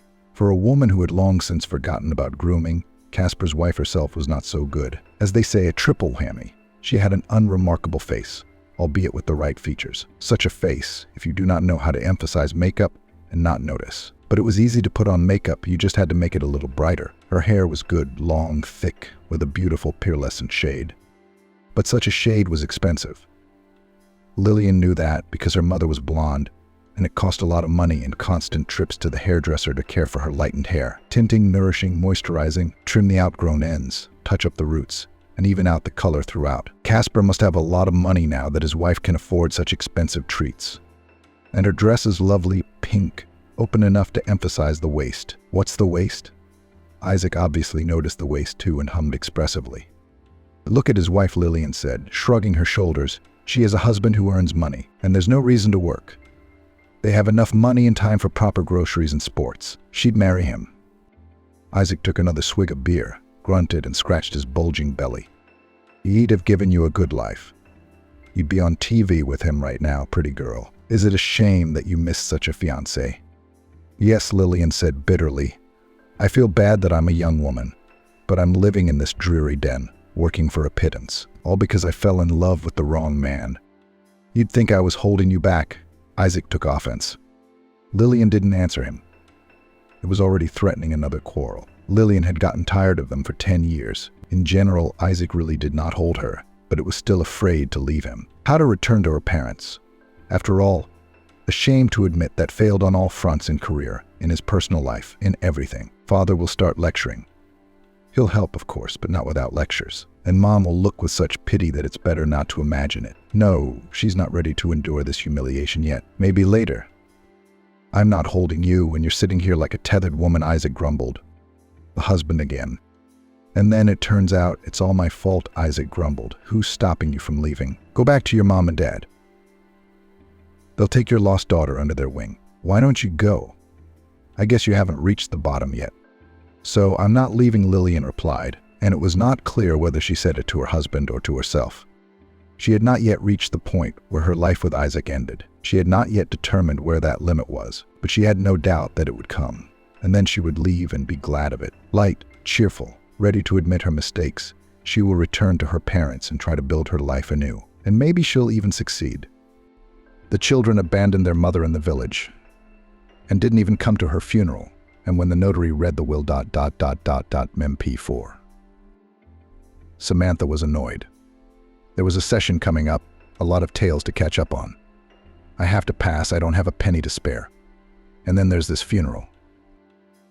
Mother's neighbor Auntie Annie called and said the funeral's in a day. That's round-trip tickets and probably organizing costs. If John or Stella haven't taken over. I wonder if they already know, but to write to her brother or sister pride wouldn't allow it.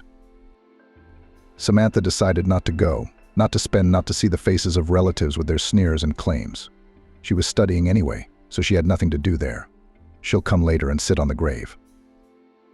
There was no regret or longing on Samantha's face, rather irritation with a hint of sadness at the shaky way of life. Relationships with her mother. Older brother and sister had been difficult all her life. Her mother molded her into a pretty girl, forbade her to go out and do what she liked. She forced her to learn lessons, help around the house, iron her school uniform from the evening. The forbidden fruit only beckoned more. She slapped her stubborn daughter for her first cigarette, took away her phone when she saw Samantha kissing a boy at the gate. Her brother called her the naughty one from kindergarten. Her sister rolled her eyes and clucked her tongue. Eventually, at the age of 16, Samantha had another fight with her mother over a bow, snapped and left home. She lived with a guy, finished school, then left with him 500 kilometers away to a big city. She worked for a long time, survived the breakup, but saved up for education.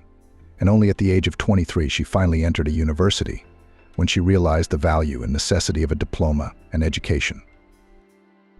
The girl did not maintain relations with any of her relatives. She had enough friends and colleagues. Rumors, of course, came, what and how, but Samantha did not look for them purposefully. Why? To be told she was a slacker. No, now Samantha was not willing to sacrifice even a fraction of what she had worked hard and longed for. She was studying, working, and in the midst of all that, it was unrealistic to find time for a trip. And she didn't want to be honest. They'll sort it out without me, the girl decided and pushed the outline closer. Stella's mother had failed to mold a decent girl. Unlike her straightforward younger sister, she had a cunning, dodgy character, went by the head and was not afraid to use methods that others seemed dirty. So without much connection in higher education, Stella became the manager of a small travel firm by the age of 28 in the capital.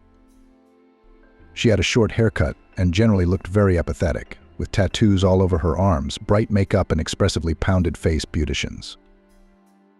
The news of her mother's death caught Stella in another country, when she had just checked into a hotel with a girlfriend. The voucher was a 10-day trip.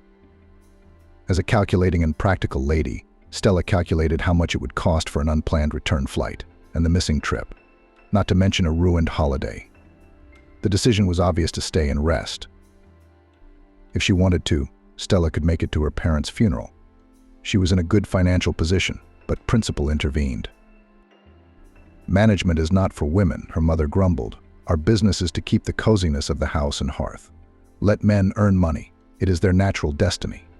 We have a different purpose. What's the purpose, Mum? We are not cogs in the engine. People choose what to be, argued Stella. It won't do any good if you go against nature, her mother was unsteady. You've already gone, you've drawn pictures, and it's time to think about your family." Stella rolled her eyes in her favorite manner and snorted. "Our song is good, start again," it's called. Talking about family, husband and children had caused her gag reflexes since she was in transition.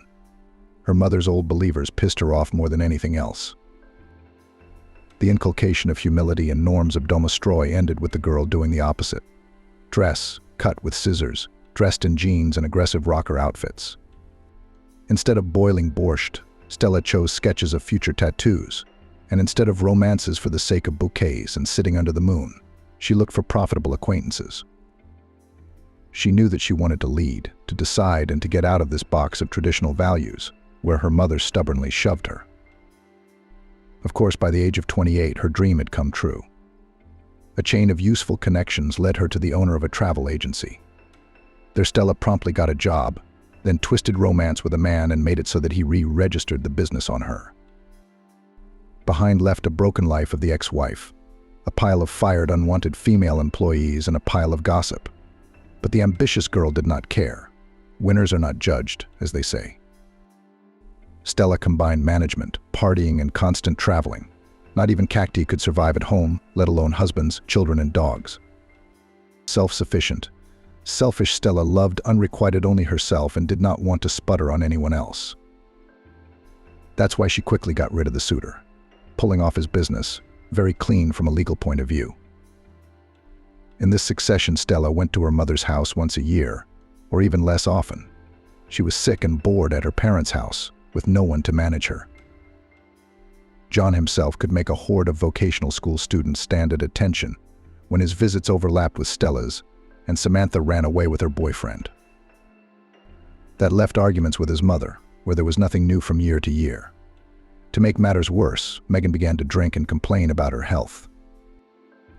And Stella wanted to get out of her father's house as soon as possible, so as not to cross paths and not to listen to the old woman's complaints.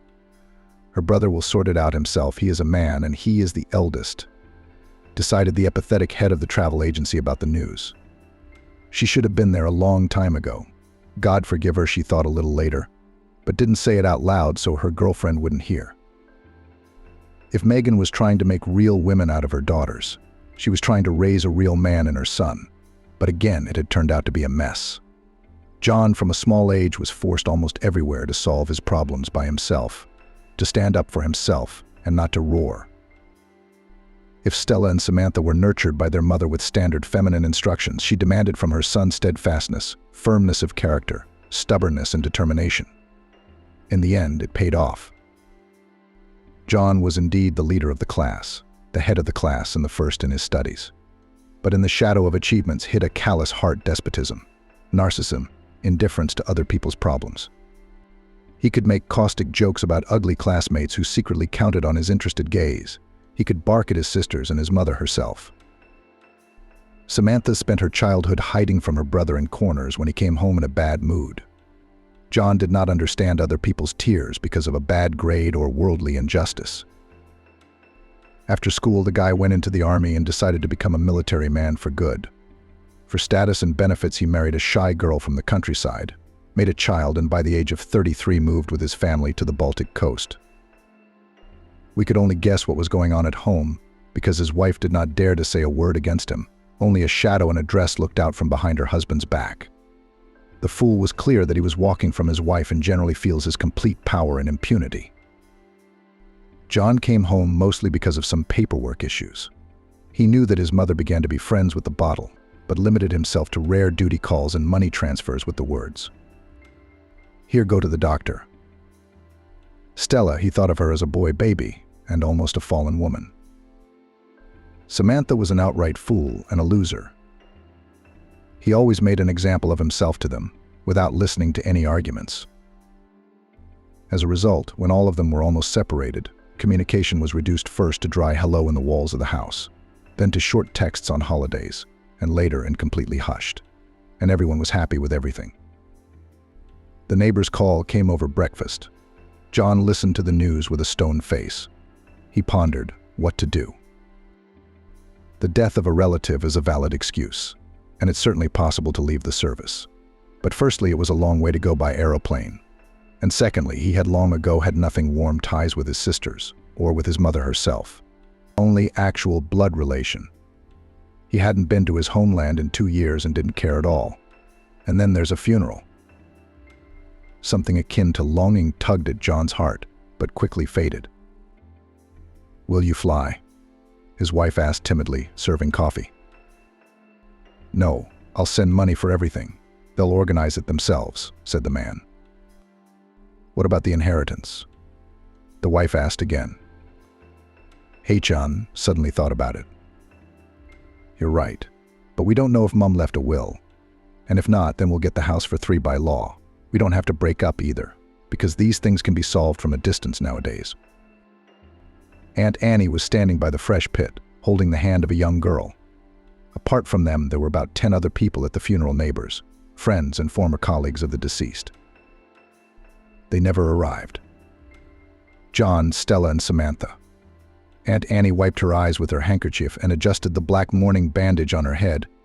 "Oh, it's not Christian for children not to say goodbye to their mother."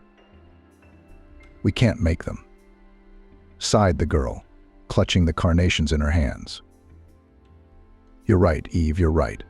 Megan brought them up, she put her whole soul into it. And the children grew up so ungrateful." Aunt Annie complained. "At least they will come to visit the grave." There were many kind words and tears about the modest wake.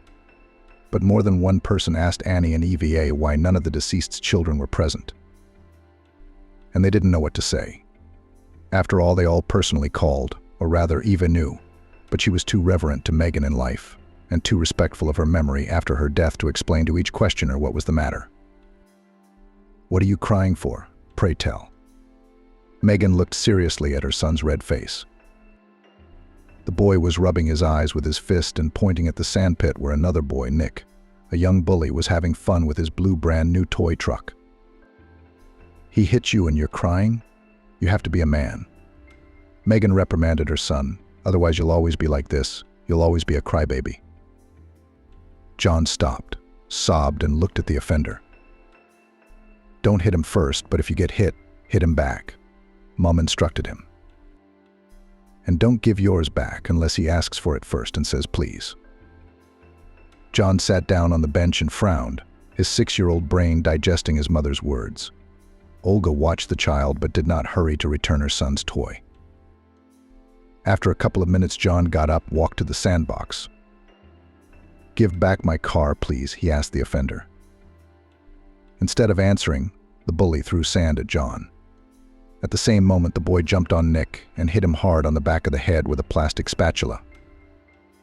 Soon a siren sounded again from the sandbox, but from a different source. A battered John in dirty shorts was proudly carrying the blue lorry home. That day he realized something. That brute force works better than the word please. At the time, his father was still living with them and was also doing his part in raising their first child. He forbade his son to impose female duties and chores on him. He said that a man should study, earn, and fight, and his wife would wash pots and iron the laundry for him. As a result, the boy did not know how to make a bed or fry eggs at the age of 9, but he quickly realized his superiority over girls, and with this position entered adulthood.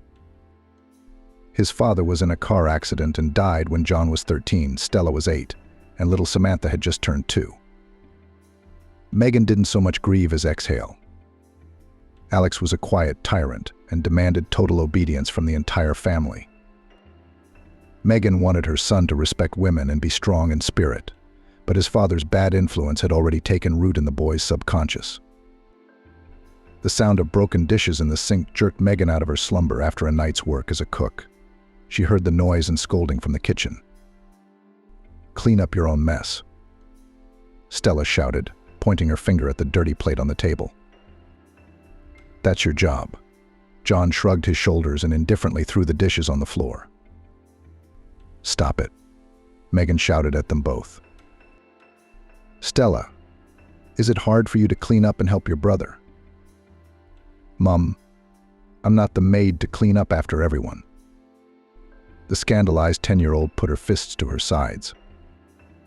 "He has exams coming up, he's studying, he's tired. What are you, like a little girl?" begged Megan. I have a test tomorrow, so let Samantha clean up after us, said Stella. Megan stopped and shook her head. She silently picked up a plate from the floor, cleared a second one off the table, cleaned everything up and turned around. John had removed himself from the kitchen with a triumphant look on his face. Stella was breathing noisily, her nostrils flaring wide. Daughter, you're smarter than that. You should be softer, more flexible. Megan put a hand on her shoulder. I don't want to. Stella objected. I don't want to be like you.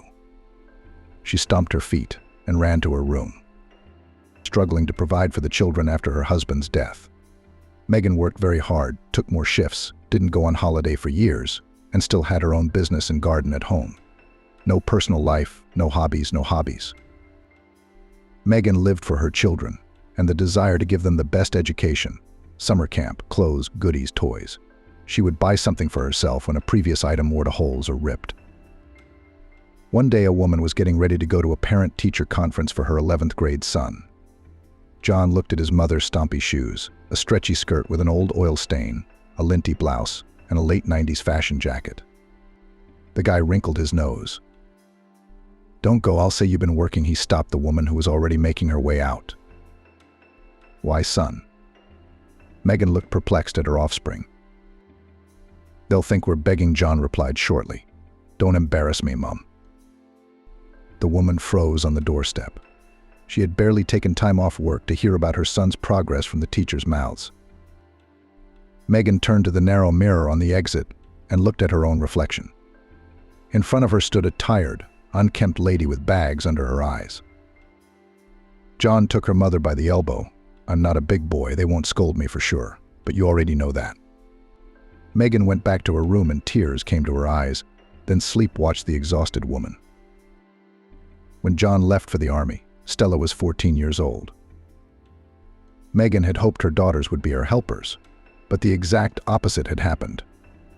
Transition age at Stella began to manifest itself early, but very clearly. It was immediately clear that the father's genes left their imprint here. The girl was hysterical on any occasion, closed the door and crooked her face at any attempts of her mother to impute to her some morals. But among her girlfriends and friends, Stella enjoyed authority and had unquestionable power. And she could expel or punish her unwanted comrades with her own hands. You can't do that, daughter, Megan sighed, as she listened to Stella's boastful stories. You'll make enemies. I can, she said. You can't, but I can. Are you going to torture your husband like that? He'll run away in a week, the woman shook her head. Who said that I would have one at all? Stella folded her arms across her chest. What do you mean? Megan shook her hands. What about a family?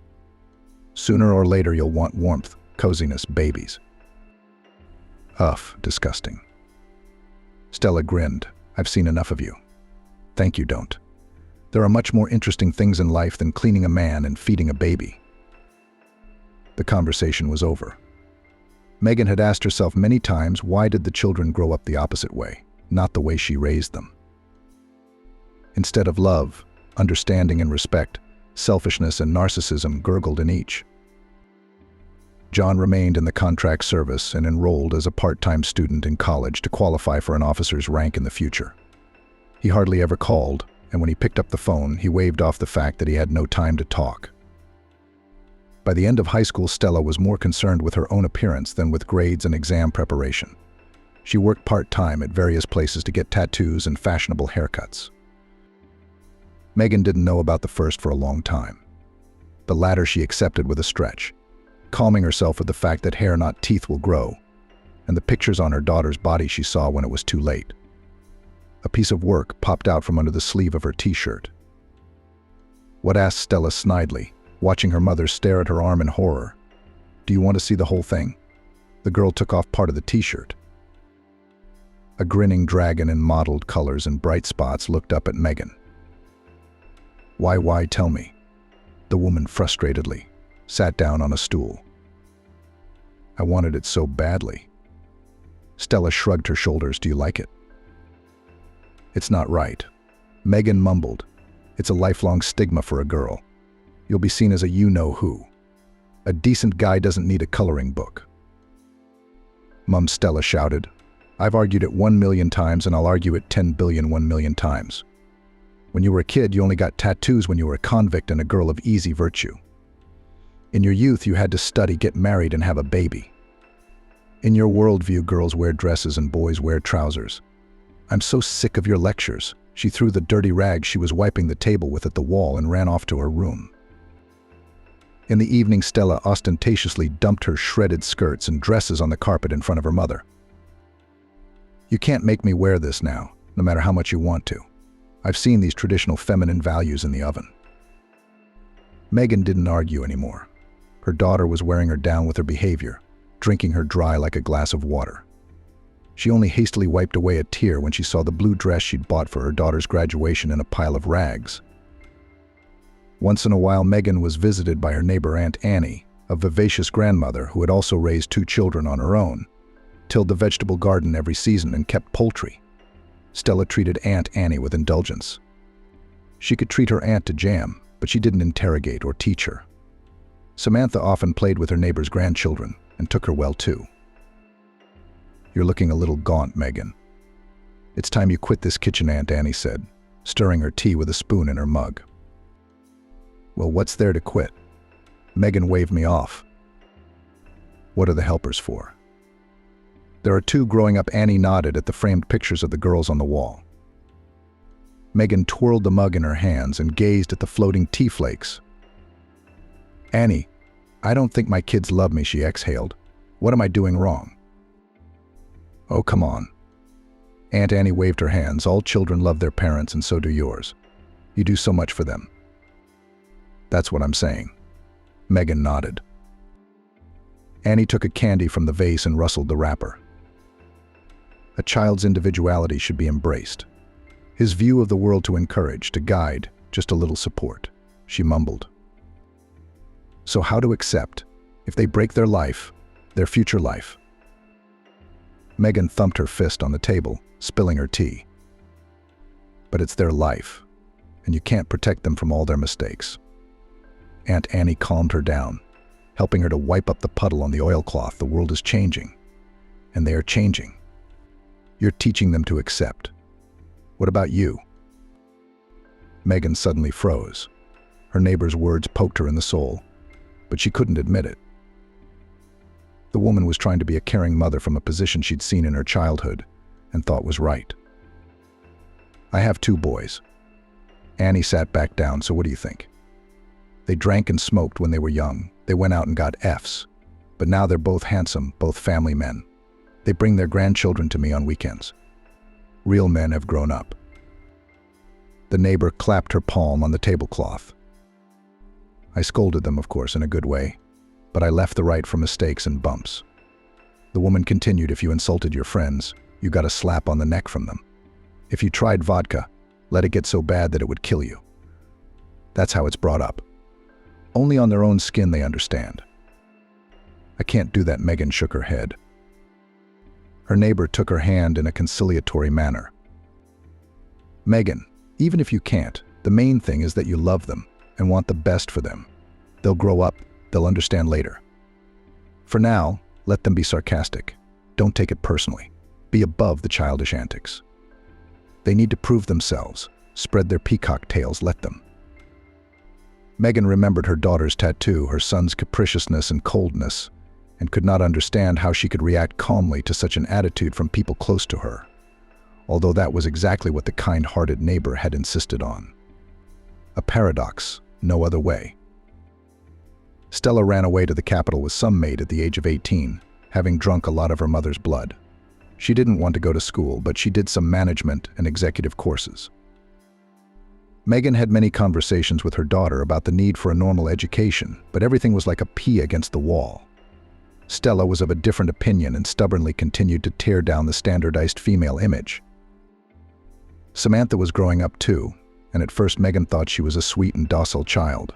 She wasn't soulless and narcissistic like her brother. She wasn't selfish and dodgy like her sister. She helped around the house, even though she grudgingly cooked and cleaned. But since she was 14 years old, Samantha's mind was exclusively on partying and boys.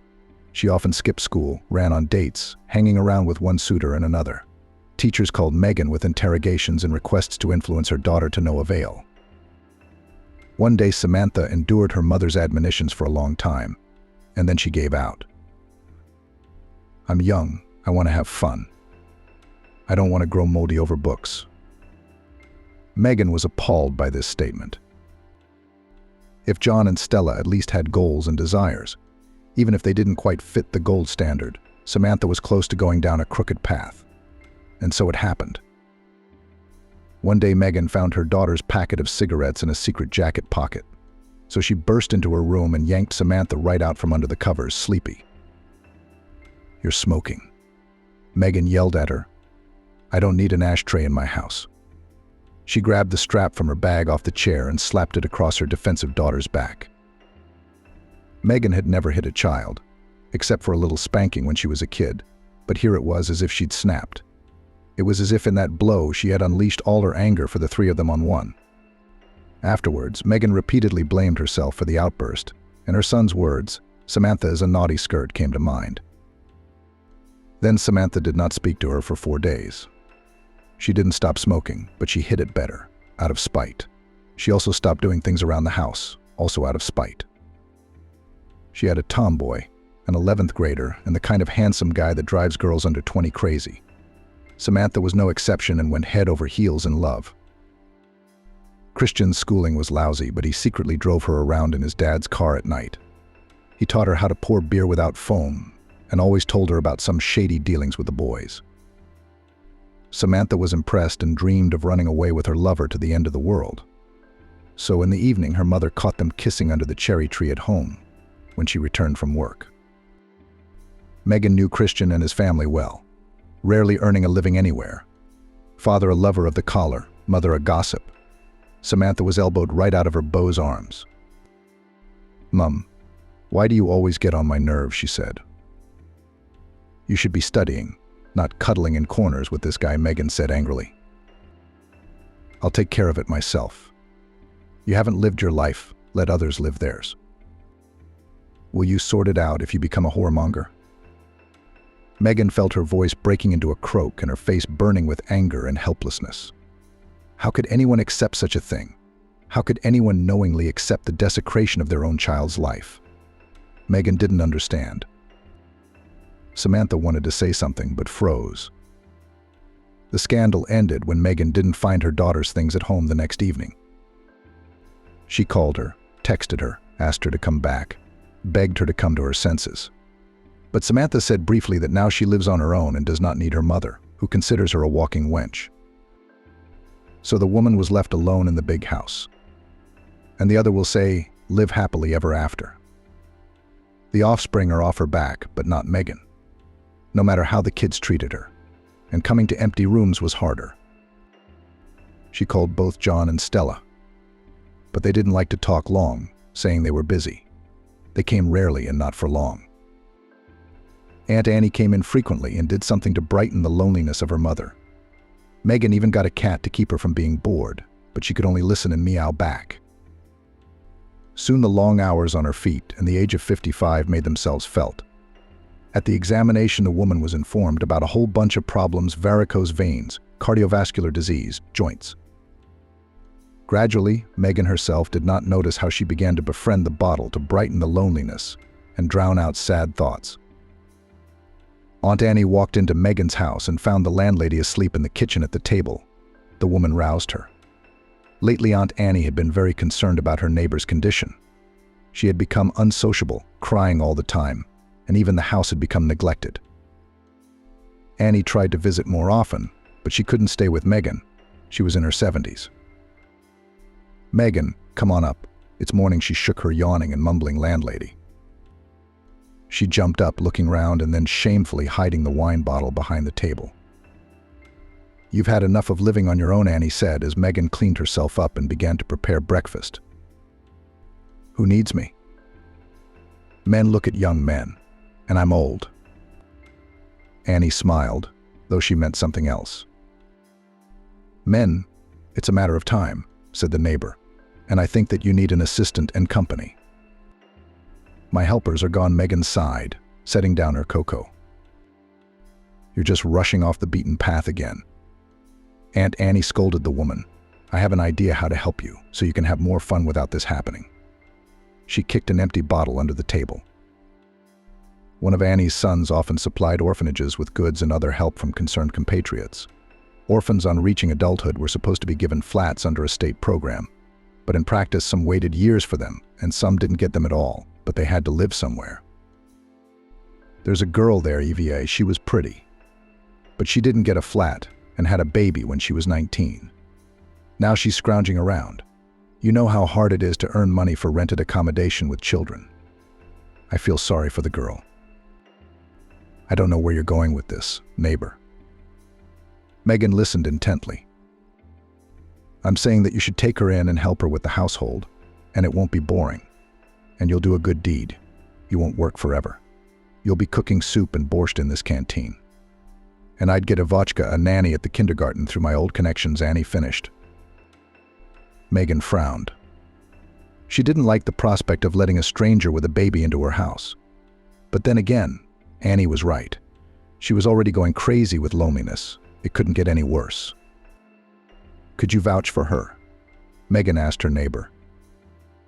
"If I didn't vouch for her, I wouldn't even be having this conversation," Aunt Annie nodded. "I've known Ivotchka for a long time. I even wanted to adopt her. But where would I go as an old woman? Didn't they approve?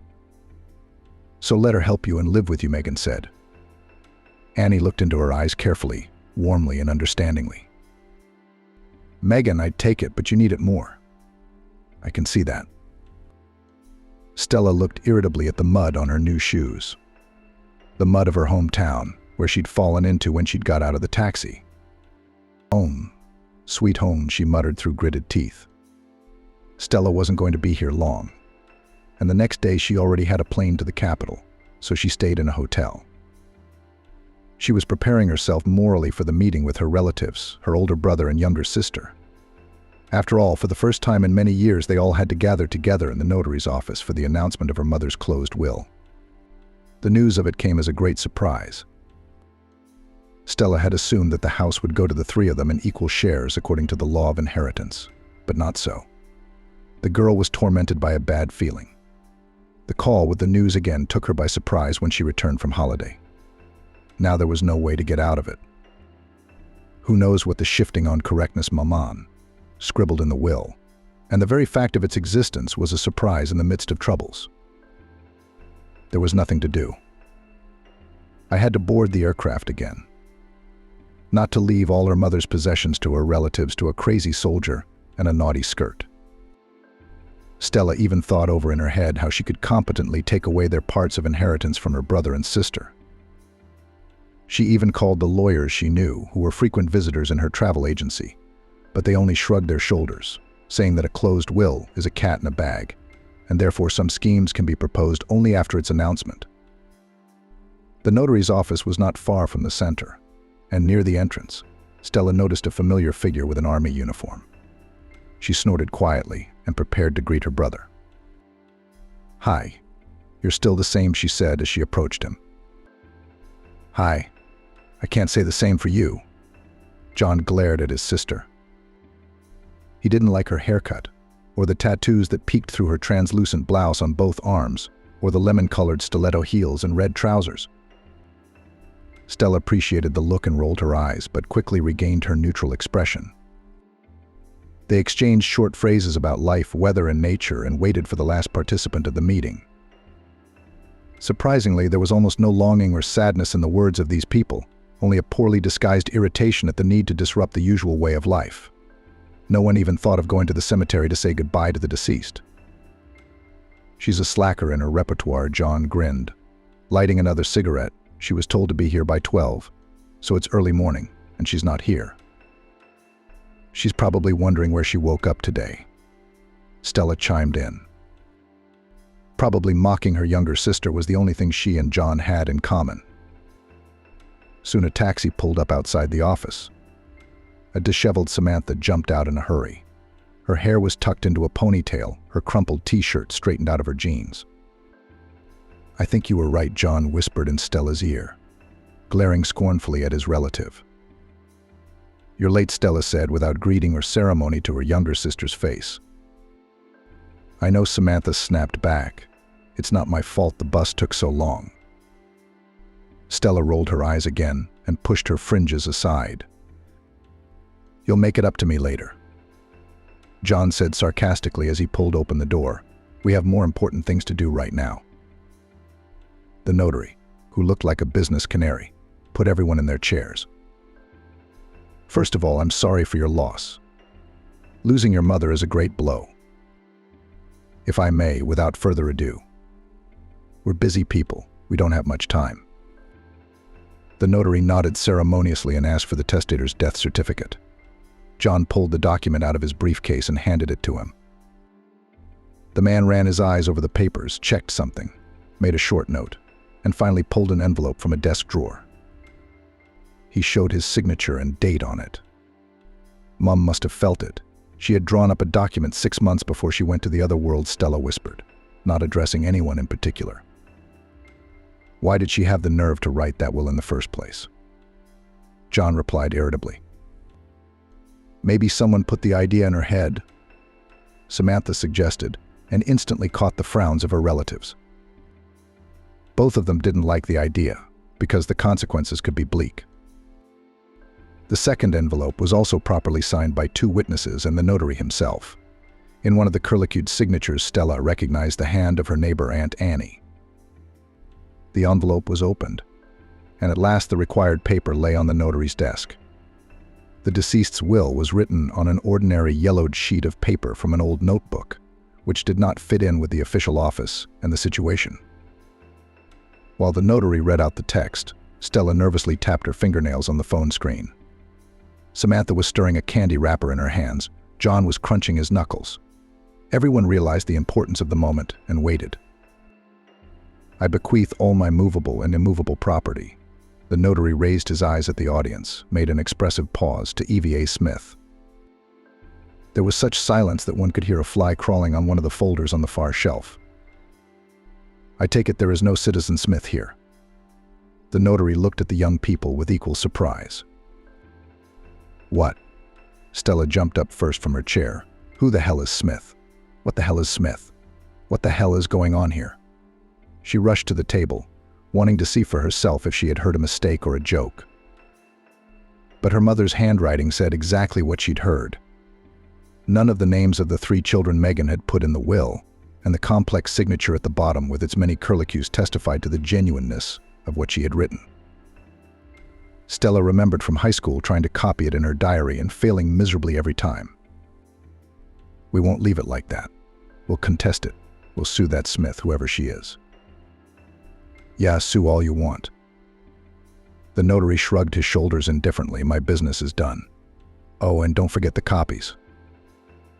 Under the puzzled, lost, and somewhere angry looks of those present, he made 3 copies of the will, certified them, and handed them to everyone in turn.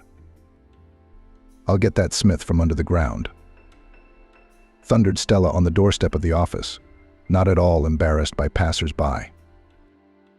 This is the house, and my father's garage, and the land where he wanted to build a summer house. Samantha was twiddling her thumbs in horror. Her mum gave it all to her. John spat in the flower bed. I wish I knew what it was for. It's all right, it's all right. We'll sue, we'll get every last plank in the house. Stella's eyebrows rose angrily, her eyes blazing with rage. We will. Only you. Don't expect us to share too much. John slowed her down. What do you mean?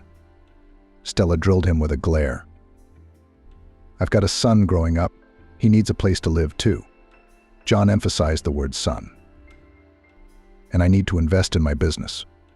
You'll earn a house for your son too. Stella bit him back. Hey, I don't actually have a flat. I live in a rented one. Samantha shouted, listening to her brother and sister bickering. Both of them stared at her with such eyes that it became clear that they were ready to get rid of the third applicant for the inheritance right here. Samantha squeezed her head cowardly into her shoulders. The bickering under the door of the notary's office continued. Everyone realized that a quick resolution of the case would drag on for an incomprehensible period of time and incur costs and nerves. Meet Eva, and this is her son, Oliver. Annie introduced Megan to the girl standing modestly on the doorstep. She had a 1-year-old baby in her arms and a small check bag. She was poorly dressed, but she had a thick, shoulder-length blonde braid and huge blue eyes that still held a certain childlike naivety and belief in miracles. Megan remembered how children had looked at her with those same eyes, a long, long time ago. Ivachka, you come in, make yourself comfortable. Megan will show you everything. Annie pushed the hesitant girl into the room. When the guest had left, the neighbor asked her, Megan, why don't you look like you belong here? Good girl, did I ever cheat you? She's good, Annie. She's good, Megan said. But I'm not used to her. I need to look at her more closely. Megan looked at her for a couple of weeks. At first, the conversations between the new acquaintances were awkward and clumsy. Aunt Annie, as promised, got the girl a job in a kindergarten, where she was happy to go to work. This way she could look after her baby and earn a little money. In the house, Eva did not do much housekeeping, only asked short questions about cleaning and other household trifles. The baby didn't interfere with anything and was quite quiet. The awkwardness was gone, thanks to His Majesty Chance. Megan, I'm back, Eve said loudly as she opened the door. The landlady's shoes were in their place, but she herself could not be heard. The girl cautiously entered the room, placed the cradle with her son on the armchair, and found Megan napping. There were a couple of empty wine bottles on the floor next to the sofa. But Eve rushed over to the woman and began to bring her to her senses. Megan opened her eyes and looked around awkwardly. She had promised herself every day for the past 6 months that she wouldn't buy any more wine, that she wouldn't lock herself in her room and drink until the pinching feeling of emptiness was filled. But when she returned from her shift, her feet carried her to the shop, and her gut demanded relaxation. Megan guessed that Annie had insisted that Eve move in because she knew about her neighbor's addiction and was worried. Also, everyone realized that Megan's children didn't care about her. They were busy with their own lives and would at most put their mother in rehab for a while. Megan, what are you doing? EVA looked worriedly into the woman's eyes. Your blood pressure, your heart isn't right, and you're drinking. Megan staggered back. The girl shamed her, but justifiably so. And then the unexpected happened. The accumulated tension, longing, sadness overflowed the cup and tears spilled out. Megan buried herself in Eva's chest and burst into tears. The girl fell into a stupor for a few seconds, and then embraced the woman and began to affectionately stroke her back and comfort her as if she were a small child. I always dreamed of having a big family, said the lady of the house, while Eva was pouring tea. I wanted to be a mum. I played mother's daughter all my childhood, read fairy tales about princesses. Oliver sat in the pram, staring at EVA and Megan. He listened too, occasionally crooning and banging his fist on the side of the stroller. Mum didn't allow her to go out with boys. She taught her to be meek, docile, soft. She told me to take care of myself for my husband. And I looked at them and my father and thought that I would have the same, a warm family atmosphere and respect. A hot dinner in the evenings at a big table. Our table was small though, and our flat was only 2 rooms. Megan sniffed her nose like a schoolgirl. Eve put the cups on the table and sat down on a stool next to her, watching her son, who was starting to fall asleep. I always thought that my husband was a support, a wall, the main and wise one. That's how I lived until I met Alex. I fell madly in love, but I didn't see who. I got pregnant with John. We got married. And then Alex moved us here, to this house, and I realized I was in a fairy tale. The woman grinned and sipped from her mug. Not the fairy tale I'd read, though. I thought I was a princess, but it turned out to be Cinderella. You'd know how much I crawled here on my knees pregnant, scrubbing the floors, washing all the windows and mirrors every day. I cooked 3 dishes with a belly first, second, and compote. Eva listened without interrupting. My husband worked, received well, we had enough, but he demanded perfect cleanliness and housekeeping, and I happily plowed like a horse on the domestic barns. I loved him a lot. Caught rare moments of tenderness from him after reproaches for dirty table or unpalatable cutlets. I thought it was my own fault. I didn't work hard enough. I didn't look. Then my son was born and I went into motherhood. began to raise my own joy. Only bad things stick easier and faster. We all know, and instead of a good son grew a copy of her husband, who thought that a woman should only. Oh, his poor wife now, poor girl. How guilty I feel for her. Megan sniffled again and hastily pulled a napkin from the napkin holder. It's not your fault, Eve intervened gently. You did everything you could to make the child happy. Bad example and bad upbringing played a part. I wanted to raise my son to be a noble, kind and fair man like his grandfather, Megan explained with a sigh. It's a shame he spent so little time with his grandson and left early. If only it had been different, if only it had been. My love, care, and involvement were taken for granted by my husband and later by my son. I realized this many, many years later. I didn't see my mistakes then and made the same mistakes with my daughters. Oliver dozed ludicrously in the pram, arms outstretched. Megan stood up to cover the baby with the blanket. Eva didn't bother her. When I got pregnant with Stella, my husband demanded I contribute to the family budget, so I ran headlong into a job. We're a family. But mentally, he ate me up every single day. And then I found out he was cheating. I cried to my mom, looking for support. She said that everyone has such patience. The main thing is children. He'll take a walk and come back. That's how I learned that my own father wasn't such a noble man. Just my mother was wise and did everything to make me see the perfect picture. It was already getting dark outside the window. A fine October rain began to pour down the panes. The neighbors 2 houses away had a rooster crowing loudly for some reason. EVA drew the curtains and carefully carried Oliver, who had fallen asleep, into his room to put him to bed, promising that she would be back soon. When the new neighbor tiptoed carefully into the kitchen, Megan was already making tea for the second time. And I did a new stupid thing, the landlady continued. I forgave him, just like my mother said. Why? I was young, naive, only 26 years old. My husband realized that he had complete power over me and could go unpunished in any situation. He nagged for every speck, for crumpled laundry, for the mess of children. And I obediently tolerated and only scolded myself, that bad mistress, bad mother, bad as a woman. And then the third pregnancy, I decided to leave, hoping for miracles once again. But no. In bringing up the girls, my husband was stricter, scolded for any disobedience, even the very tiny Samantha, and for some reason I gave in. I clogged their heads with marriage, correctness, wisdom, femininity. Oh, if only I'd realized sooner, if only I'd realized.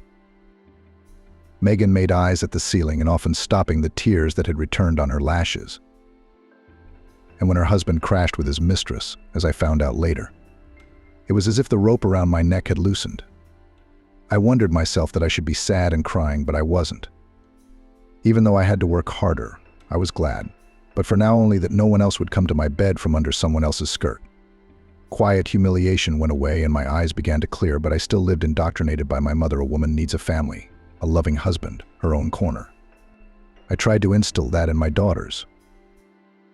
I got so far that now they both see me as an enemy, and my son as a second-class man. Eve moved closer and lightly hugged Megan, whose shoulders were shaking. I wanted so much to raise sweet, affectionate girls, but with my impositions I've raised an egoist and a walker. Do you know, Avochka, what is the saddest thing in this story? She looked up at the girl. I realized my mistakes only when they all left. And I'm old and alone and none of them need me. Megan, don't be so nervous. Eve's calm strokes on her back were soothing. All people make mistakes, but there are no mistakes that can't be corrected. You did what you knew how to do. You loved and cared for them as best you could and knew how. I'm sure it's worth talking to everyone and everything can still be saved. Oh, my dear, do you think I didn't try when the realization hit me? Megan sighed. I called. I wrote. I invited them to visit. They waved me off, said they were busy. The only thing I got was a couple of meetings with my grandson and money for medicine and doctors. I decided to go to them myself, but they stopped me. I tolerated, tried to understand, to justify them, but I knew I was deceiving myself. I was burned by this feeling of helplessness before those whom I myself created. And I broke down. Yes, I started to drink. It's the only way I can dull for a little while the pain of not being needed by my children. All your life you have given yourself and your joy to those around you, husband, children, strangers. Were you ever really happy? Eva asked cautiously. I don't remember. I was happy for my son's grades, for my husband's success, for the fact that the children ate well and did not get sick. That's not it, EVA said, although as a mother I understand you. I'm happy when Oliver eats and sleeps well. But that's different.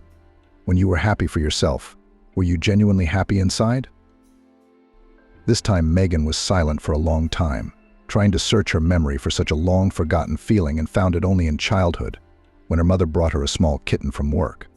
Megan had played with it for a long time, cherishing it and stroking it. I think I'd long since forgotten what it felt like, she said quietly. A lot of people forget, but it is very important to keep the ability to be happy at any age. Eva smiled. Let's learn again. Come on, and please just call me Megan. The woman smiled weakly in return as well. Thank you. Surely the neighbor knows who this EVA is, Stella reasoned as she sat in the taxi, once again cursing at the lack of asphalt in the dirt of her hometown. When the fervor for swearing at the notary's office wore off, the trio decided to go to Annie's. She had called with the sad news she was also a frequent visitor to her mother's house, and her signature was on the envelope with the will. Stella, Samantha, and John agreed that she was the person to ask first. There wasn't much time, everyone had their own things to do in town. They wanted to solve the difficulties that had arisen quickly, but it was not to be. Not only the situation became tense, but also periodic jokes and sarcastic clues to each other added fuel to the fire. They found the neighbor at home. Stella did not hesitate to bang her fist on the wicket door. Aunt Annie came out. Hello, hello. She greeted the unexpected guests with a youthful strut. And I've been waiting, wondering when will you shameless people show up? Aunt Annie, let's not get moralizing. Stella wrinkled her nose and tried to go through the gate. Aunt Annie put aside her bun, blocking the girl's way. You have no conscience at all for not coming to your mother's funeral. And as soon as you opened the will, you came running. The neighbor continued to reprimand the sibling standing by the fence. That's the law. John couldn't take it anymore and raised his voice. Why are you shouting? The granny told him. You've grown so big you've put on epaulettes, but you've never become a man. John opened his mouth in amazement. They remembered the neighbor as God's dandelion, who never said a rude word, brought them sweets and sweets. Let's put down what you think of us. Answer one question for us, and we'll never see each other again, Stella said in a tone that muffled the conflict. Suddenly a girl peeped out of the kitchen window of the house, which overlooked the wicket. Aunt Annie, what's all the shouting? Is everything all right? Yes, Yvochka, go put Oliver down. I'll be right there, the neighbor replied. Yvochka? Stella's eyebrows went up. Just a minute. But it was too late. Aunt Annie slammed the wicket door shut with an unprecedented swiftness for an old woman. There was the suppressed shriek of Samantha, who had her fingers nailed, followed immediately by John's profanity. The company realized that no one else would talk to them here. The swinish attitude towards their mother had played its part. Stella and John took some documents and things from the once empty house, and then all three of them left for their respective cities. This is for you, Eve smiled radiantly and handed Megan a candy floss stick. For me, the woman was so confused that she looked at the treat with fear and confusion. It was Indian summer, a Saturday. Both of them had the day off. A small circus was performing in the local park. EVA, on the pretext of going out with Oliver, had dragged Megan out to walk there. Come on, come on. She jokingly hurried Megan on her doorstep.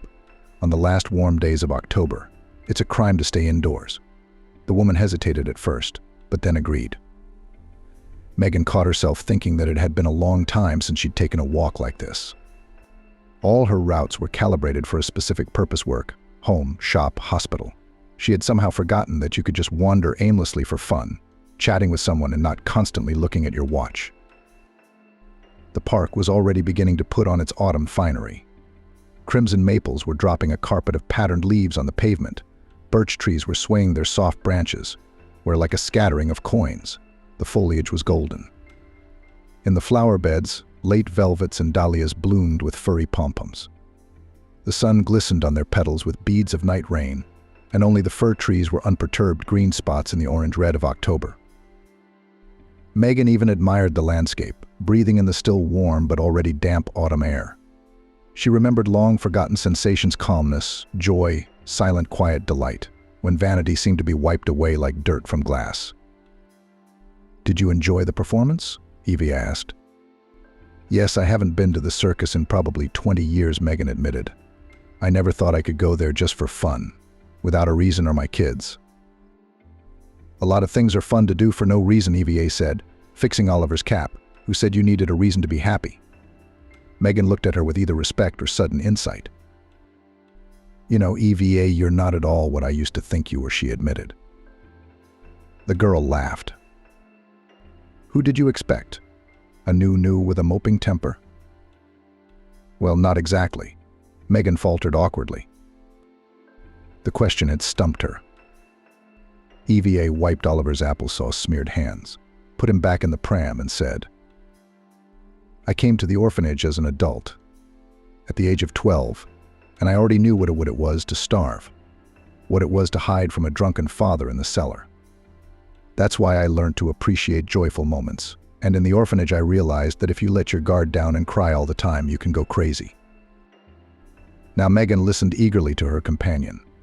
It was amazing how Eve's appearance didn't match her strong core inside. It was carefully hidden from view, though. "And then I thought, why do we only rejoice on holidays? I mean, why do we do that? Gifts, surprises. Why are we trapped in this stereotype?" I started to break it as best I could. First, I made paper cranes for all the children in the orphanage, and then I figured out how to sew beautiful outfits from the things that were donated to us. We even organized a fashion show once. Megan laughed. She was surprised at how much will, fortitude, and courage to appear different was in this fragile girl. I loved what I was doing. And I saw that joyful moments are very much needed all around, from small to great. My students reached out to me, and of course someone fell in love with me. Eva sighed. It was a spontaneous feeling, an impulse inspired by my idea, a joy in the midst of grayness. But now I have this little Kolobo. She patted Oliver's head affectionately. But all is never well. She glanced meaningfully at Megan, and when I turned 18, I found myself with a baby outside the orphanage. They wanted to leave him there, but I wouldn't let them. I couldn't get a flat, and I rented a room in a communal flat on my cleaning lady's salary and child allowance. That's how I realized to the fullest extent how important it is to be happy that you just live, and perhaps help others to live. "Is that why you went to work with the kids?" Megan suddenly guessed. "Yes," Eva nodded. "Children still know how to enjoy the little things. With adults, everything is drowned in routine, in some stereotypes and invented frameworks. We drive ourselves into a cage where there is nothing but vanity, problems, and fears. There are very few people who in adulthood can genuinely rejoice and see the beautiful things around them." She pushed back her braid and pointed to a woodpecker on the trunk of one of the maples. Megan also noticed the bird with the red beret hopping busily on the bark. "You've welcomed me into your home, and you've been kind, and I'm eager to help you enjoy life again," Eve said. "And you're starting to get good at it." Megan hugged the girl, hiding her wet eyes from her. It had been a month since that conversation in the kitchen that evening. Megan had forgotten the last time she'd had a drink, and her house felt cozy and bright again, in a way it probably never had been before. Maybe it was because both women needed that coziness, and both tried to keep it. Evenings were spent talking over fragrant tea or taking walks. Eve told Megan about everything. The woman was amazed at how broad the girl's horizons were and how much she had missed in her life. One day the group wandered into the evening park again, and some guy gave both of them a rose. Megan was so embarrassed she didn't know where to put the flower. She finally wanted to come home in the evenings, to cook something delicious, to hang out with Oliver and listen to EVA. It was amazing how close to her this girl, a stranger by blood, had become. Aunt Annie sometimes came to visit and watched Megan come to life more and more, the blush returning to her cheeks and the sense of purpose in her eyes. It was as if Megan had gained a daughter and a grandchild during this time, and there was no talk of rightness or marriage. How easy it was to accept someone with their particular views, cockroaches, and experiences. And even if EVA cooked soup differently, cut bread thickly, and scrubbed floors the old-fashioned way, Megan no longer wanted to argue, to correct, to teach. And it was not indifferent humility, but the very acceptance she had always imposed on her daughters, imposing what she herself didn't understand. One day at lunchtime, two men in overalls knocked on the gate of Megan's house.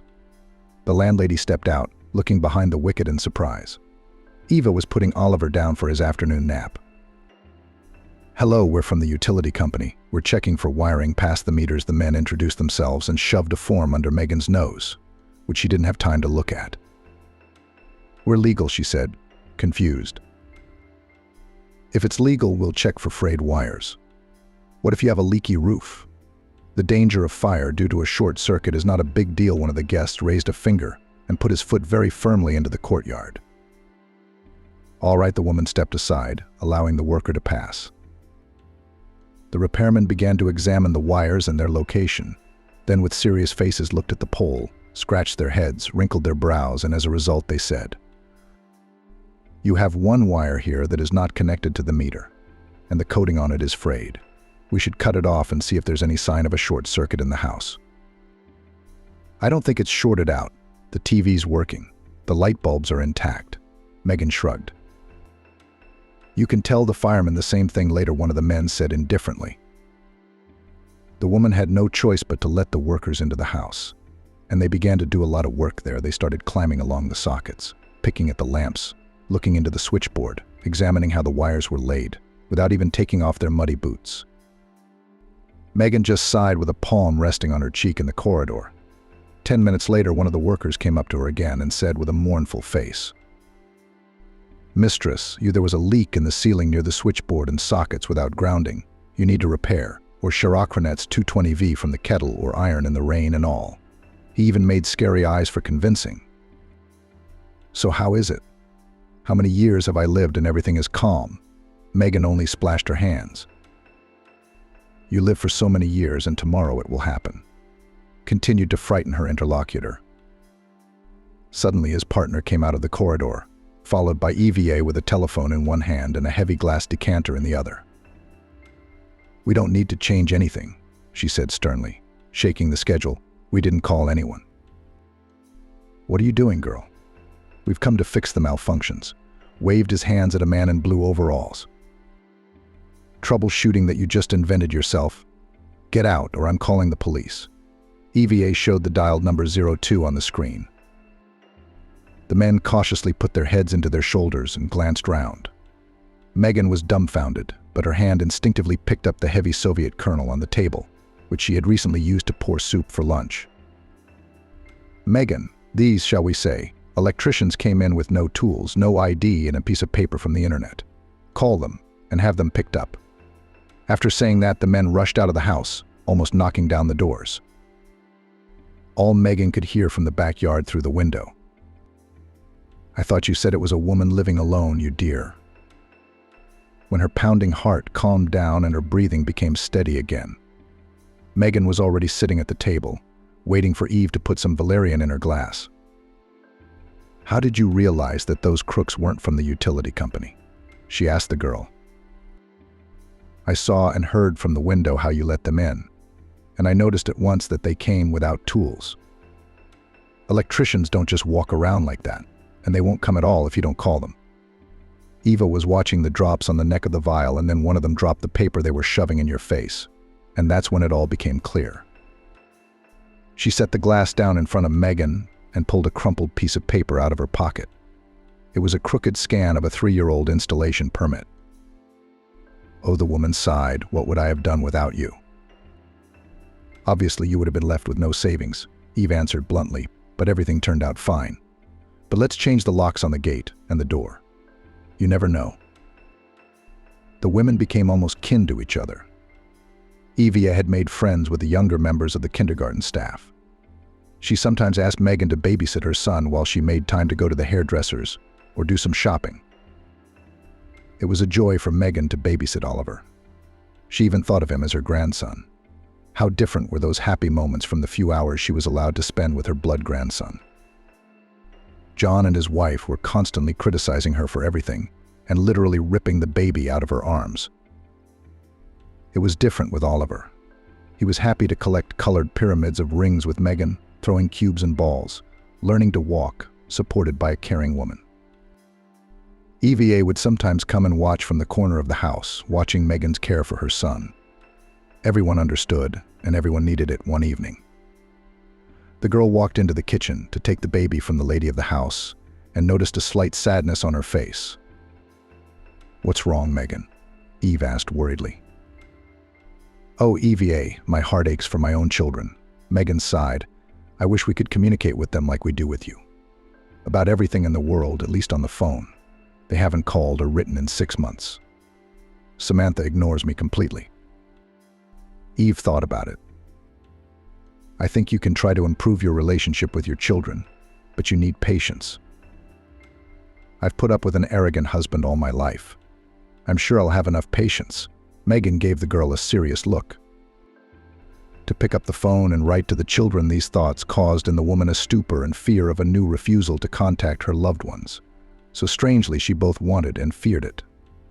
Fear vividly resurrected memories of her youth, of caprices and torments with the hard characters of her offspring. And then Megan pushed the heavy thoughts out with an effort and began to remember the autumn walk in the park and after the circus show. She imagined walking like that with Stella or Samantha. Finally, having tuned in enough, Megan dialed her eldest daughter's phone. "Hello," Stella's voice came through after a series of long beeps. "Hello, Stella." Megan exhaled, gathering her strength. "How are you doing?" "I'm fine. Why are you calling?" Her daughter's voice became suspicious. "Do you want money for the doctor or something?" "No, daughter, I just want to talk to you." The woman swallowed. "Well, you talk. I'm listening," agreed on the other end of the phone. Something rustled in the phone. A knowledgeable person would have immediately realized that the call had been put on speakerphone. "Stella, you and I have never understood each other," Megan began. "It's probably my fault. I forced things on you that I was unhappy with without realizing it. Please forgive me, but now I realize my mistake and I want to know how you live and breathe. I want us to be able to talk like girlfriends and not hold grudges. Is that okay with you?" There were clicks, distant mutterings, rustling. "Why are you talking to your girlfriends?" Stella's voice came from somewhere, as if from far away. Did Aunt Annie come? Or what? Then it became clear that the girl is settling some work issues on another phone. "Yeah, we're chatting." Megan's lips quivered. "Bye, daughter." She pressed the cancel button and cried, covering her face. Eve rushed to comfort the poor woman, but she sobbed like a wounded animal. "Oh, I'm an old fool for hoping for a miracle," Megan scolded herself through her sobs. "Who needs me with my morals?" "I do, let's try again." Megan looked at her dejectedly, smearing her tears. "A little later, right?" Eve corrected herself, nodding cautiously. The frustration and sadness left Megan alone only towards evening. She realized that one attempt wasn't enough, that more would be needed, and already the first one had stabbed at her soul. It was even scary to call John. He was the most callous and cold-blooded of the three. The woman didn't even know what words to choose for such an important conversation with her son. Only Eve's closeness, her support, sincerity, and participation gave Megan strength and determination. John picked up the phone immediately, unlike Stella. His clear, service-chiseled hello rang through the house, even from the tiny speaker. "Hi, son." Megan began. "I wanted to." "Mum." "Hurry up," John interrupted her irritably. "I've got things to do. What's up?" "Nothing. Nothing." The woman lowered her eyes sadly. "I'll leave you to it." "Yeah, go ahead," came from the other end. "We'll try again later. We can't give up." Eva comfortingly took Megan's palm in her hands. The woman was no longer crying after the second call, but her eyes were filled with resignation. "Ivachka, I don't think it's any use. They're adults, and they've been used to ignoring me for so long that it's too late to re-educate them." "And your youngest, Samantha? Is she a little older than me?" Eve wondered. "I don't know her contacts," Megan said. Embarrassed for some reason, she blocked me everywhere after the fight. "All I know is that she lives in the city and is studying, I think." "Well, there had to be some kind of communication channel, right?" Eve wouldn't stop. Suddenly, Megan jumped up and hurried into the room, muttering something. She rummaged through the dresser for a long time, then pulled out a dusty diary. Among the recipe entries on proper cotton washing and phone numbers, the woman found her daughter's email address. She used to use this address at school back in the day. Megan pointed to the corner of the page. I can't believe I didn't remember before. It's better than nothing, Evie said. We'll think of something to write tonight. In the meantime, why don't we go get some ice cream? Ice cream in December? Megan smiled. Why not? Eve winked at her, who says we can't. You'll be in a better mood in no time. Just what the doctor ordered on a gloomy day like this. She went into the freezer for a batch of ice cream. Megan watched with a cheek resting against her cheek. She realized that Eva was trying her best to keep her spirits up, but her motherly heart would still ache. Even though Eva had become like her own daughter, she couldn't undo the mistakes of the past on her own. It's amazing how sometimes common troubles pull together and try on even sworn enemies. After returning to their respective towns, Stella, Samantha, and John started a general chat room where they discussed the issues with contesting the will. It took a couple of weeks to figure out Eve's identity and get the outside story. Albeit with a creak, the company agreed to split the inheritance exactly 3 ways. Nevertheless, Stella pestered the lawyer with questions about how to legally get the most of it. The poor boy already regretted that he had tangled with her, and mentally cursed all the gods who once invented the court and inheritance. This is Evka, an orphan with a litter. Stella broadcasted in the voice message. Allegedly took care of her mother for the last year, but there are no documents to prove it. So she and her offspring are screwed. It's interesting, John answered. Some left-handed girl with a child lived there for a year and her mother described everything to her. What kind of a ride of unprecedented generosity is that? Can I live like that and in a year or 2 I'll have a flat? Samantha finished. Stella clicked her pen irritably. She was pissed off by the situation. The world of calm, measuredness, stable income, parties and holidays shook because of this idiotic will. Now, thanks to the efforts of her mum, she had to make a fuss, spend money and time. Yes, relatives know how to put a pig under the door, she said under her nose even after death. The prospect of sharing was not pleasant either. Talking to her brother and sister was annoying. John covered himself with the baby, Samantha with the lack of a place to live. The first was pushing his way through, the second was whining like an itchy mosquito. Stella caught herself thinking that she wouldn't mind doing her brother and sister a favor if they were busy solving urgent problems here and now instead of gnawing out their inheritance. Eva and Oliver had gone to daycare, and Megan had just returned from her night cook shift. For weeks now, the woman had been plagued by a vague premonition. She'd been thinking, deciding, calculating things in her mind, weighing things, but she'd never told Eva. The woman took a nap for a few hours, thought it over once more, and went to her neighbor's house. "Annie, I want to write a will," she blurted out, sitting down in front of her. "God be with you, Megan." Aunt Annie waved her hands in the air. "Are you going to die?" "I have a premonition. I don't know. I just have a feeling I should do it now." When Aunt Annie stopped oohing and ah-ing about her neighbor's statement, she clarified. "It took me a long time to get round to it, but I think I'm doing the right thing." "Well then, it's necessary to call a notary if you're going to do it," Annie thought. "Yes, we can't do it without a notary," Megan confirmed. The women called the notary's office and made an appointment. The notary informed them that they would need 2 witnesses. "Don't tell Eva, please," Megan asked her neighbor before leaving. "I thought we were going to use Eva as a second lookout." She shook her hands. Megan shook her head. "No, we can't have her." Annie thought for a moment. "I've got a son coming over in those days. Maybe him?" Megan agreed, nodded, said goodbye to her neighbor, and went home with a slightly relieved heart. The day before, she had spent a long time composing something else, an email to her youngest daughter. She wrote a bunch of pages, scribbled, wrote again, scribbled. Then with difficulty she created a mailbox with Eve's help and slowly retyped the text onto the screen. It had been a week since she'd sent it, but her inbox was just as sad and empty. Evie had said that sooner or later her daughter would respond with something. A single word. Megan tried to believe. She generally tried to notice more good things around her. It had become an acute daily necessity on the way to getting rid of the enormous guilt and resentment she felt toward herself, her children, and life. And at times Megan felt she was succeeding. In the flight of a swift, in the glint of a puddle in the sun, in the warmth of a mug of fragrant tea passed from hand to hand, she gathered the grains of her medicine. And close by was the one who always supported and protected the fragility of the recovering soul. Stella enlisted all her connections and hired the best lawyer available to challenge her mother's will as soon as possible. It took several months, but the girl got her way.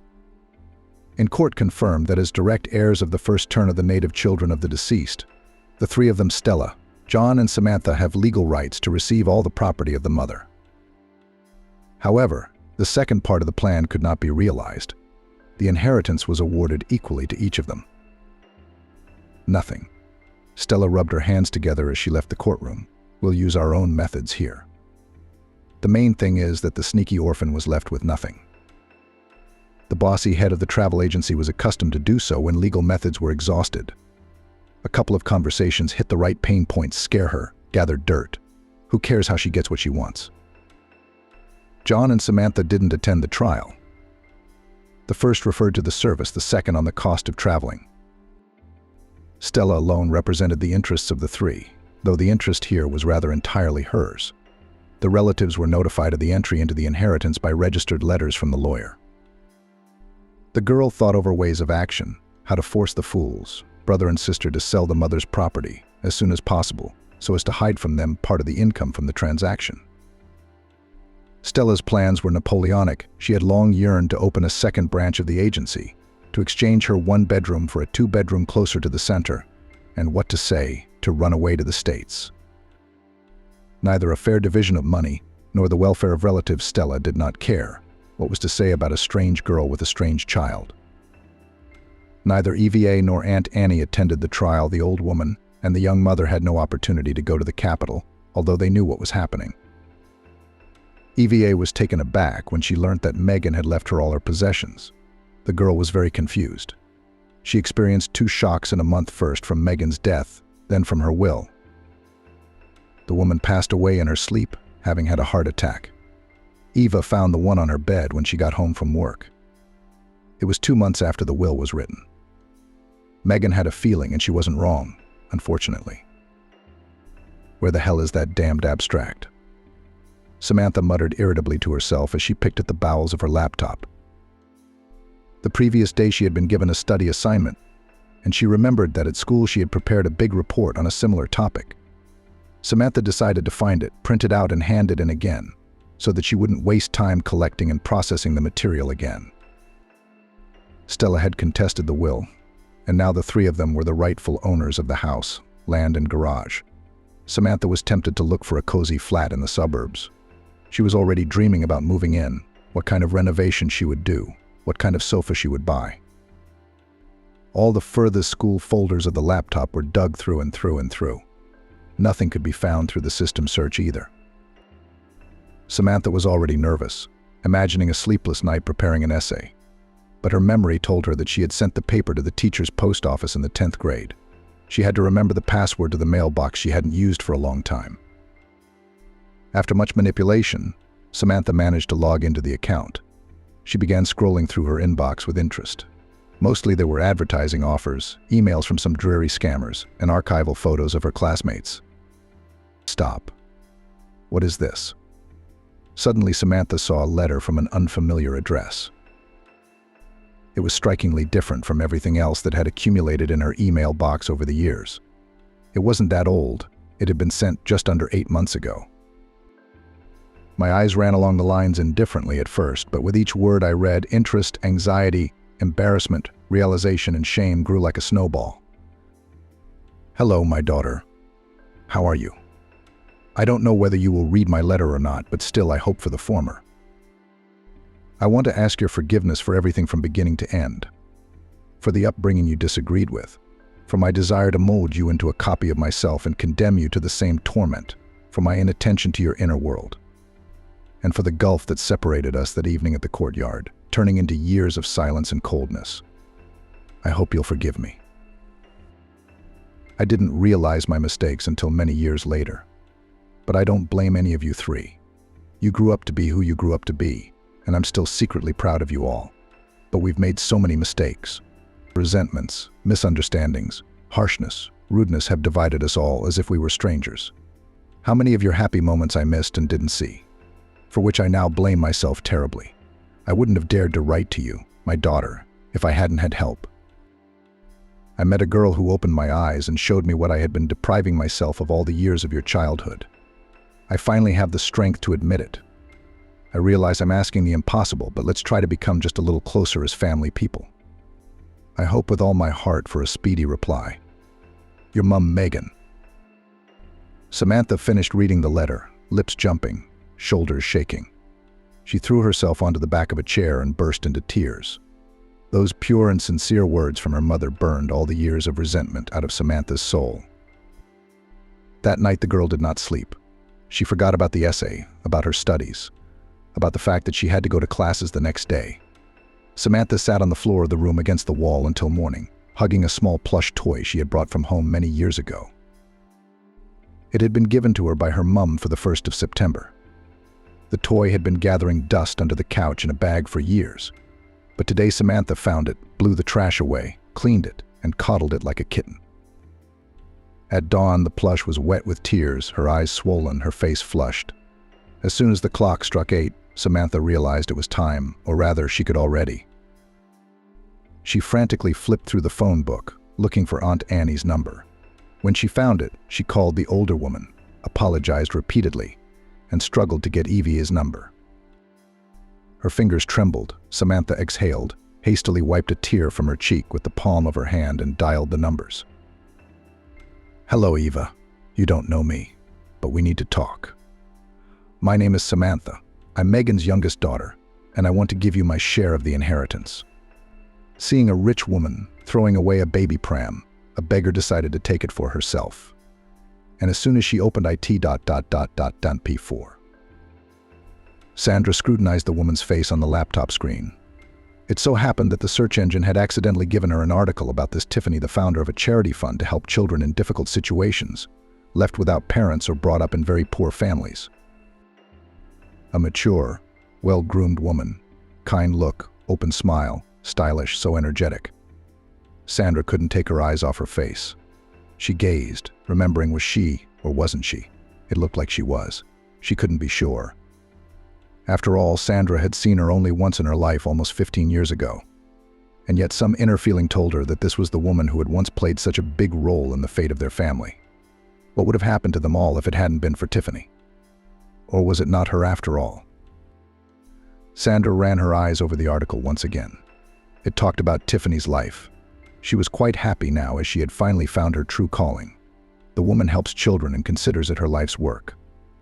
Tiffany had even taken in 3 babies from an orphanage, the kind that everyone else had given up on.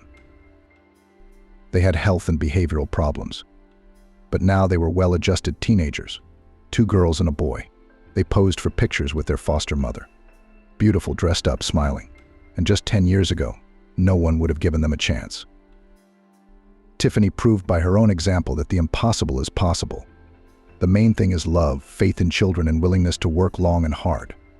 Not everyone can do that, of course. Tiffany is rich. Her husband is a big businessman, the owner of a famous chain of petrol stations. And she's achieved a lot herself. For many years, she worked as a stockbroker and managed to make a fortune. In an interview, Tiffany admitted that she used to consider her career as the main thing in her life, and money was not even the main motivator. No, Tiffany grew up in a fairly wealthy family and has never known want. Sandra read this article on the internet like a fascinating book, holding her breath. It seemed that Tiffany was the guardian angel and savior of their family. Everything fit together with amazing accuracy. It was just that the work fascinated her, enthralled her, completely inspired her. It was kind of like an interesting game that a woman would give herself over to. And then everything changed. Tiffany was in her early 40s at the time. She started thinking about having kids. And that's when it became clear that it wasn't that simple. Sandra pulled away from the screen, leaned back in her chair, and sighed heavily. The memories came back to her in slow waves. Heavy memories of the past. She had been on the verge of despair then. Sandra couldn't cope with the hardships that had been thrust upon her. Nothing good seemed to lie ahead of her. The hopeless misery of survival. Sandra, then very young and inexperienced, did not want to wake up in the morning because what good could another day bring her? A terrible state of mind. She had never experienced anything like it before or since. Sandra's life hadn't been spoiled at all. She was born into a very poor family. Her mom worked as a cleaner, her dad worked odd jobs wherever he could.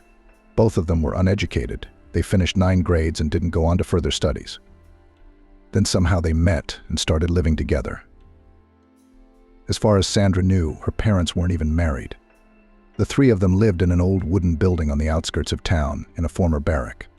The family had a small flat there, or rather, they rented it with their own corner. Sandra's father and mother never got their own place. They were both quite happy with that life. If one of the spouses managed to earn more money, there was a party with drinking, cheerful neighbors, dancing, talking until morning, and sometimes fights. On such days, Sandra bought cheap sweets from the nearest shop, stale gingerbread, chocolates with nuts, soda in tin cans. The little girl felt almost happy. But the truth is, fear always came afterwards. The drunken guests of her parents, many of them instilled fear in Sandra. Sometimes she even did not sleep at night, listening to the sounds in the kitchen. Until now, the girl thought that everyone lived the same way she did. Sandra did not go to kindergarten. From the age of 3, she was left alone at home while her parents worked or went for a walk somewhere. She even liked it. She could play wherever she wanted and make as much noise as she wanted. No one reprimanded her or calmed her down. Sandra had many friends in the yard. The girl knew them from birth. They were the children of the very neighbors with whom her parents were so closely associated. These boys and girls grew up just like Sandra herself. It was a rough neighborhood. That's how everyone lived. And then it was time to go to school. And it was there that Sandra realized how different her own life was from that of many other children. Her classmates had beautiful new bags and clean clothes. They brought beautiful toys to school, discussed computer games and trips to the sea. Sandra felt like she was in another world. At first, the children tried to stay away from the unkempt Sandra. The girl wore an old dress with worn orange shoulders, inherited from one of the neighbors. The little girl was very out of place, and Sandra herself was in no hurry to get close to her classmates, who were like aliens to her. But Sandra looked closely at these girls and boys. She understood a lot about this life by looking at them, and tried hard to fit in with this alien, but so attractive world.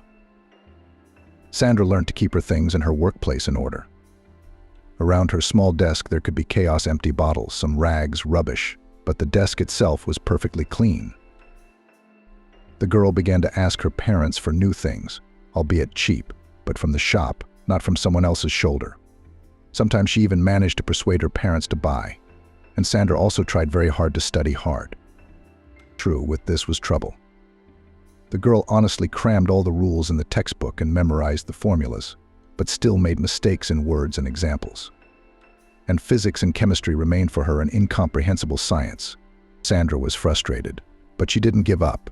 She studied diligently and studied hard. Teachers saw it and praised her for her diligence. Even overestimated hard-working Sandra, encouraged as they could. But Sandra realized that she would not make a scientist, and so would like to become an economist or lawyer, to work in the office, to walk in a beautiful blouse and a narrow skirt, and be sure to wear high-heeled shoes.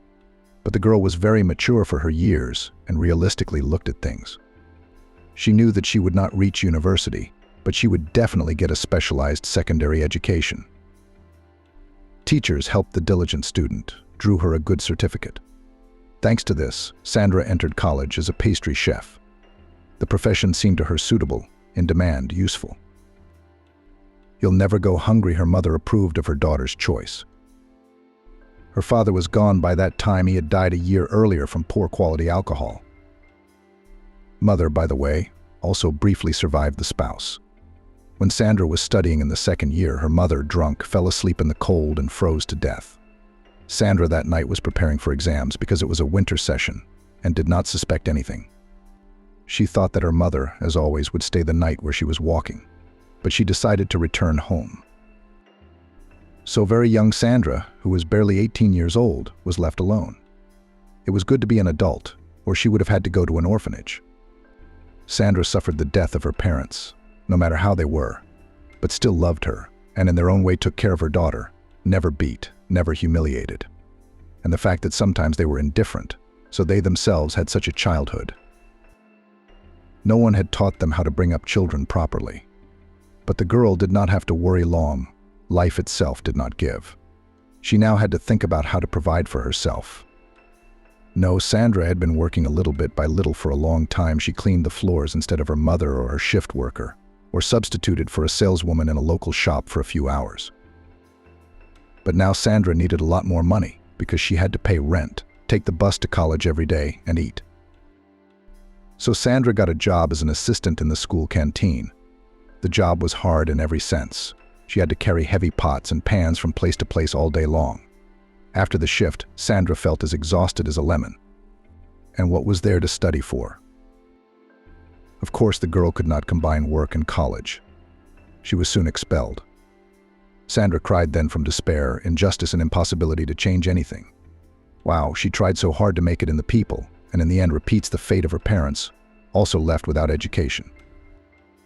But Sandra will definitely not drink. And she will have a family of her own, with a caring, hard-working husband who will take care of her. Maybe she will have time to finish her studies. Who knows how life will turn out? Sandra dreamed of having a family. She was tired of living alone. She wanted to have a reliable man to rely on. But the local boys were not suitable for a life partner. They were firmly following in their parents' footsteps, and it was obvious. Looking at the peers with whom she grew up, Sandra wondered, do not they realize that they need to somehow get away from such a fate, at least try to fix something? But they didn't seem to see anything special in their way of life. Everything suited them. They felt quite happy, got together, had children and split up, had fun parties with fights and long conversations about nothing. Just like their parents. Sandra had been invited once, but she'd always refused. Why are you ruining my reputation, you smart ass? You've got a bad temper, looking down on everyone. Cynthia, a neighborhood girl and once Sandra's closest friend, complained. Cynthia didn't work. Why should she? She already had a young son for whom she received a good amount of child support. I wish she had child support from the father. But the trouble was, he didn't work. Cynthia often invited Sandra to visit. The girl refused. She knew exactly what went on behind the flat doors, the same thing that had once happened in her own home. Partying, meaningless conversations, and fights. Sometimes Sandra wondered, I wonder why I turned out so different. Perhaps it would have been easier for her if she had turned out like everyone else. But no, Sandra longed for something different. She realized that she needed to move somewhere else first, otherwise she would never get out of this quagmire. But she was desperately short of money. And then Sandra met Scott by chance. The girl was returning from another shift, tired, could hardly move her legs. She sat down to rest on a bench, bought an ice cream. She spent the whole day in the canteen, where they had a terrible heat. I wanted to cool down at least a little. It was the middle of May, and the weather was quite summer-like. It was quiet, calm, and beautiful in the park. Dressed-up people were walking along the paths. Pleasant music was coming from the speakers. I didn't want to go home to my barracks. There again, there were parties behind the wall, poverty and hopelessness all around. Those people in the park probably don't realize that there is another world out there. They think it's just as beautiful and clean everywhere else. Happy. Why are you sad? There was a voice. A young man sat down on the bench. He was pleasant, with an open smile, kind dark eyes, charming dimples on his cheeks, and slightly disheveled brown hair. I was walking in the park, not touching anyone, and then suddenly such an amazing phenomenon, a beautiful girl on a bench, alone, very beautiful and very sad. It's not right. Sandra smiled. A cute guy called her beautiful. Great. that even gave her goosebumps running down her back. Not at all like the greasy compliments of Sandra's neighbors. But what kind of beauty is she? She's just ordinary. Just ordinary. What's he doing here? Jason the stranger introduced himself. May I ask your name? I don't mean to be insolent or intrusive. Just so I can address you in some way. You don't mind, do you? Sandra. The girl smiled a little embarrassed. She wondered what would happen next. Jason wasn't repulsive, he wasn't tense. On the contrary, he had a way about him. His smile was warm, kind, sincere. They sat on that bench for a long time, talking about everything, telling each other about themselves, and gradually growing closer, becoming almost kin. Jason, too, had been left without parents. He had been raised by his aunt, his maternal sister. He didn't know his father, and his mother had died when he was barely 5 years old. A very young woman was let down by a sick heart. So little Jason ended up in his aunt's family. She was not too happy about the extra mouth in the house, but did not put out. However, she could not surround her nephew with love and care. Jason understood this fact and was grateful to his aunt for not sending him to an orphanage. It's better than growing up among strangers, he reasoned, but it's family, I guess. Sandra shook her head. Jason might be right, but his aunt was still too indifferent and aloof. Sandra's mother and father certainly loved her in their own way and cared for her daughter as best they could. Jason, it turns out, knew no parental affection or love at all. After completing 9th grade, Jason enrolled in technical school and began studying to be a welder, but never finished his training because he needed to work. Feeding an 18-year-old forehead wasn't something his aunt was going to do. I have raised you to adulthood. I have fulfilled my duty, decided this strict woman on the birthday of my nephew. Now be kind to start your own life, to move out. It's time for you to move out. So the guy had to hurriedly finish the driver's course and get a job at the base of the factory. Sandra even gasped when she heard that. How similar to her own story. She couldn't finish her studies either. That's why she had to support herself. She was just a little bit away from graduation, but she had to get a job. I'm grateful to my aunt for doing that, Jason smiled. But I'm only 20 now, and I'm a fully independent person. My peers are still on their parents' backs, and I'm my own boss. Jason rented a flat in a good neighborhood, and he managed to find a good job. He drove for the head of a big factory. The pay was pretty good. It was enough to live on, and even have some fun. Jason and Sandra had never been apart since that memorable evening. First they met, went on dates. The guy was always coming up with something new. They walked around the old city center, looking at unusual buildings, or sat in cafes. They would go to cafes, places the girl didn't even know existed, or something else. After only a month, Jason suggested that Sandra move in with him. She gladly accepted. Why, it's even more profitable to rent one flat instead of two. Besides, she had wanted to leave her barracks for a long time. Jason was kind, caring, sensitive. He was exactly the kind of man Sandra had always dreamed of having around. He could do everything: cook, make repairs, and handle money. Handy, responsible, economical. Most importantly, he loved Sandra very much. The girl felt it. Of course, she loved Jason too. And the young people felt really happy then. There were so many good things ahead of them. It seemed to both of them that they would succeed together. It was no coincidence that fate had brought together two people with such similar stories and the same outlook on life. Jason worked as a driver. Sandra continued to work in the school canteen.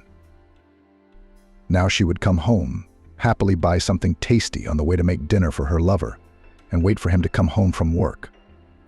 They married a month after they started living together. That's how quickly things developed for them. They didn't have a big wedding. What's the point? No extra money. There were no relatives who would need all this festive action. It was better to buy something for the house. We celebrated together in a restaurant. We had a lovely time. Jason looked at Sandra with serious eyes and said he would do anything for their family.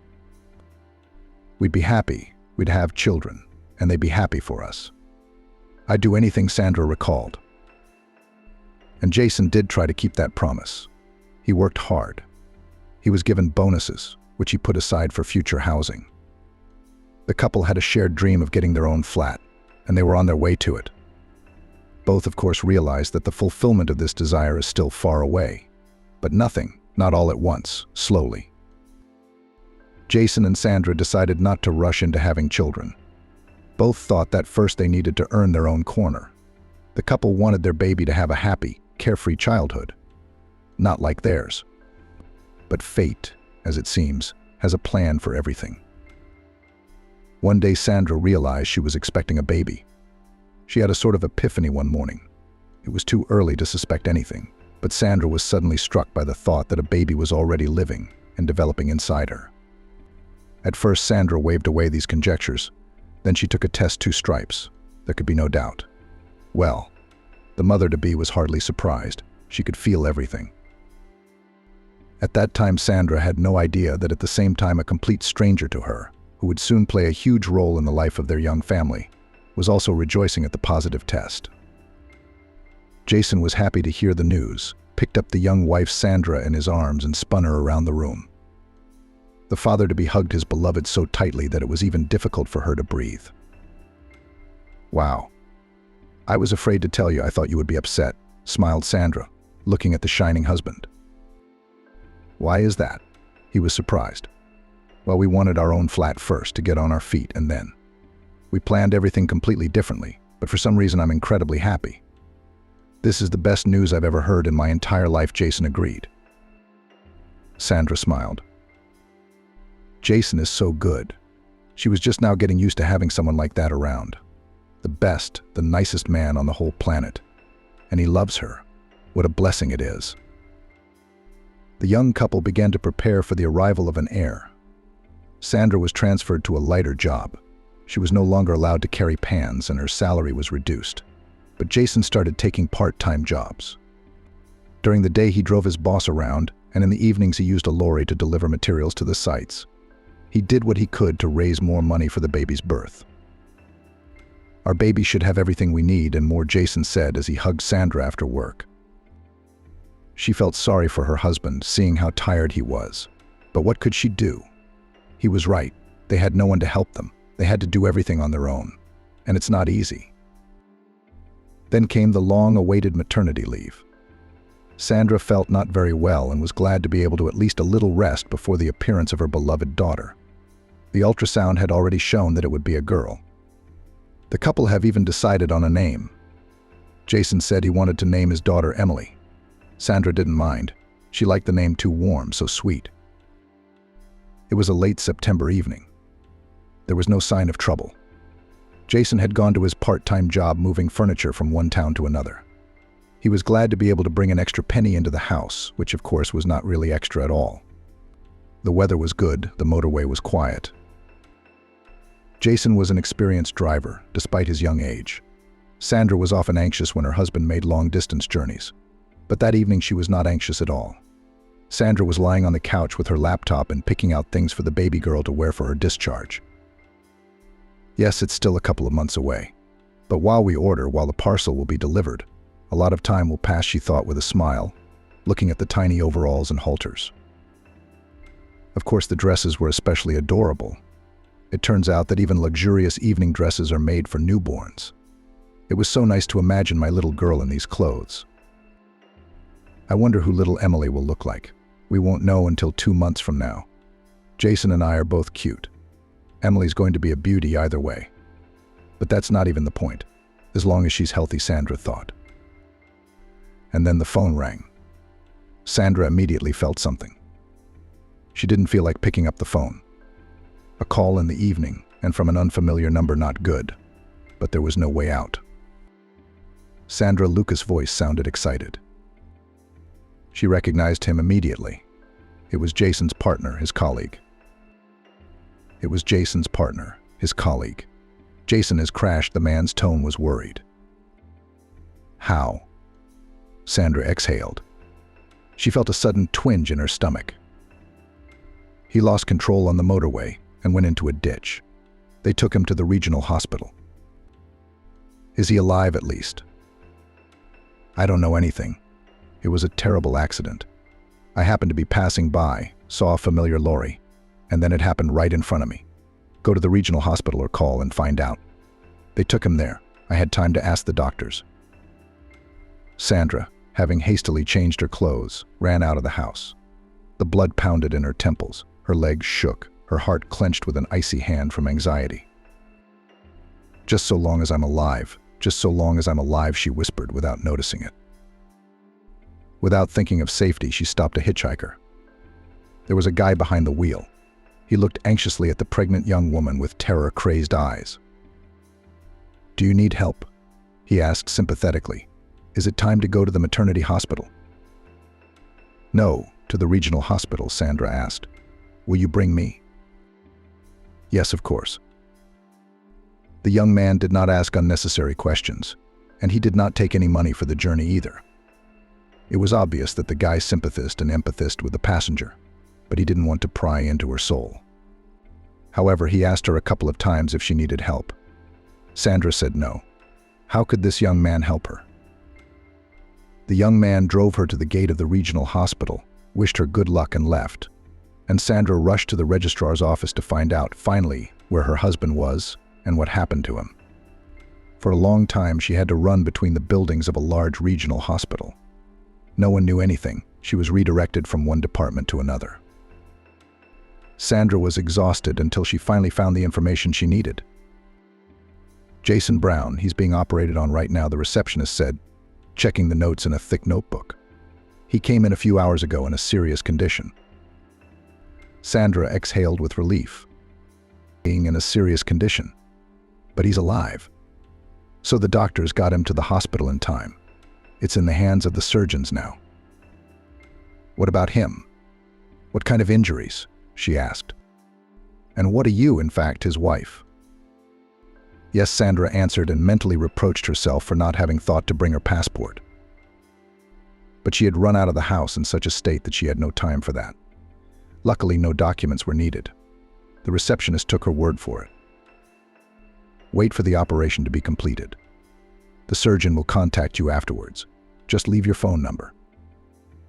Can I wait here?" "What's the point? The surgery could go on for hours. It's late. Go home.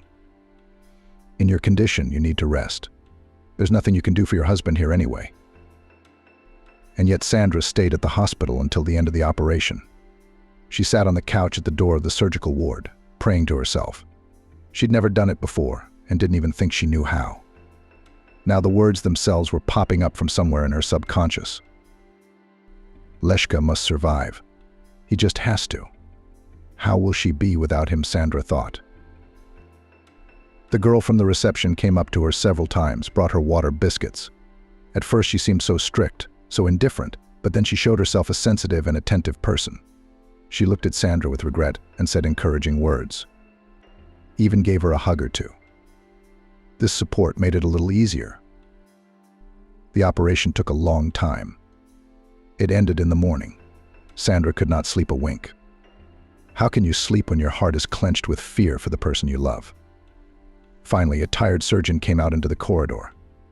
Sandra, dying of fear, carefully looked at his face, trying to understand what news he was going to tell her. "The injuries are serious," said the surgeon. "We had to fight for the life of your husband. Pulled him, you might say, from the other side of the world. Now everything depends on the organism will cope or not. In any case, a few days will be critical. If he survives, he will have a long and difficult recovery." Sandra nodded her head. At that moment, she was not thinking about the difficulties ahead. The most important thing was that Jason survived. The surgeon was giving details of his injuries. His situation was very difficult indeed. What was he doing here? The doctor sighed sadly at the end of his monologue. He was so strong, handsome, strong. Now at best he will become an invalid, and that is if he survives. Oh, young people, you don't think with your heads. Sandra sighed.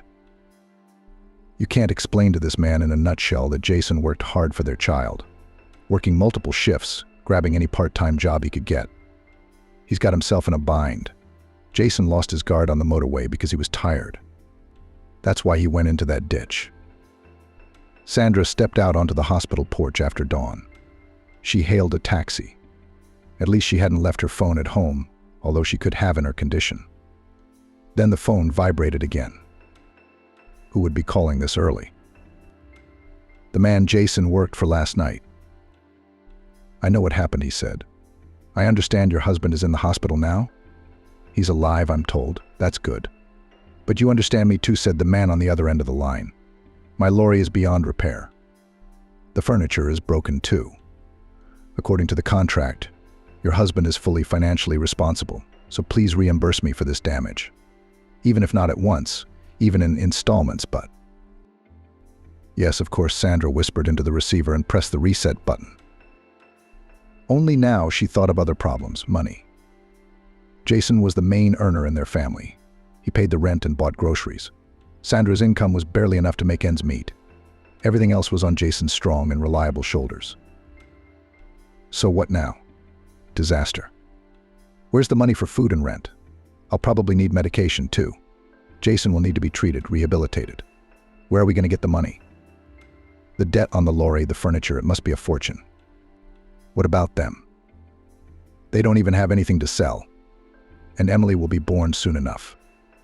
Tears spurted from Sandra's eyes. She sank helplessly to the steps of the hospital porch. And then, immediately a searing pain pierced her stomach, so much so that Sandra's eyes went black. Then it seemed to go away, but a moment later it happened again. Sandra wrapped her arms around her stomach and froze on the porch. The pain came in waves. Sandra could no longer think about Jason or the money problems that their family was facing. Nothing mattered as long as the infernal pain went away. Sandra called for help with all her might. People in white coats, a gurney, the bright light of the lamp in the operating theater. Sandra was asked some questions. She answered, sometimes clearly out of order. Then someone put a mask over her face and asked her to count from 10 to 1. Sandra concentrated and started counting. Soon there was blissful darkness and calmness came. Sandra felt she was floating in something soft and gentle. Most importantly, the excruciating pain was gone. No thoughts, no worries, no fears. Just peace and quiet. Sandra was even a little upset when she opened her eyes and found herself in a bright hospital room. Her mouth was terribly dry. Her tongue felt like it was glued to her palate. An unpleasant sensation. Sandra was lying under an IV. Some wires were attached to her chest. The girl felt a strange lightness in her whole body. She grabbed her stomach. There was no stomach. How is this possible? Sandra had a cold sweat on her forehead from fear and anxiety. "Hello, anyone?" Sandra shouted with all her might, but her voice sounded quiet, barely audible. The patient was noticed, though. A woman in a white coat, either a doctor or a nurse, entered the room at her call. "Where is my baby?" Sandra asked the question on the answer to which her whole life depended. She had never felt such fear before. "Your baby girl is in the room for premature babies. She's alive." A hospital employee rushed to reassure the patient. "You went into premature labor out of nervousness. It's good that you were in the hospital at the time. You got help quickly." "Is she alive?" Sandra checked again. "Yes, she's alive. She's a good girl, strong, but she has to be raised in a hospital setting. She was premature. I've seen a lot of babies like that. This one's going to be fine. No, she's going to need rehab, of course, not without it. But the baby's not critical. Don't worry." Sandra nodded her head gratefully. The main thing was that Emily was alive. The young mother immediately believed the words of the woman in the white coat. Her daughter was really going to be all right. Ironically, the woman who later helped Sandra with the pram also had a baby that day. Also premature. But unlike Sandra, she had heard a very different prognosis from the doctors.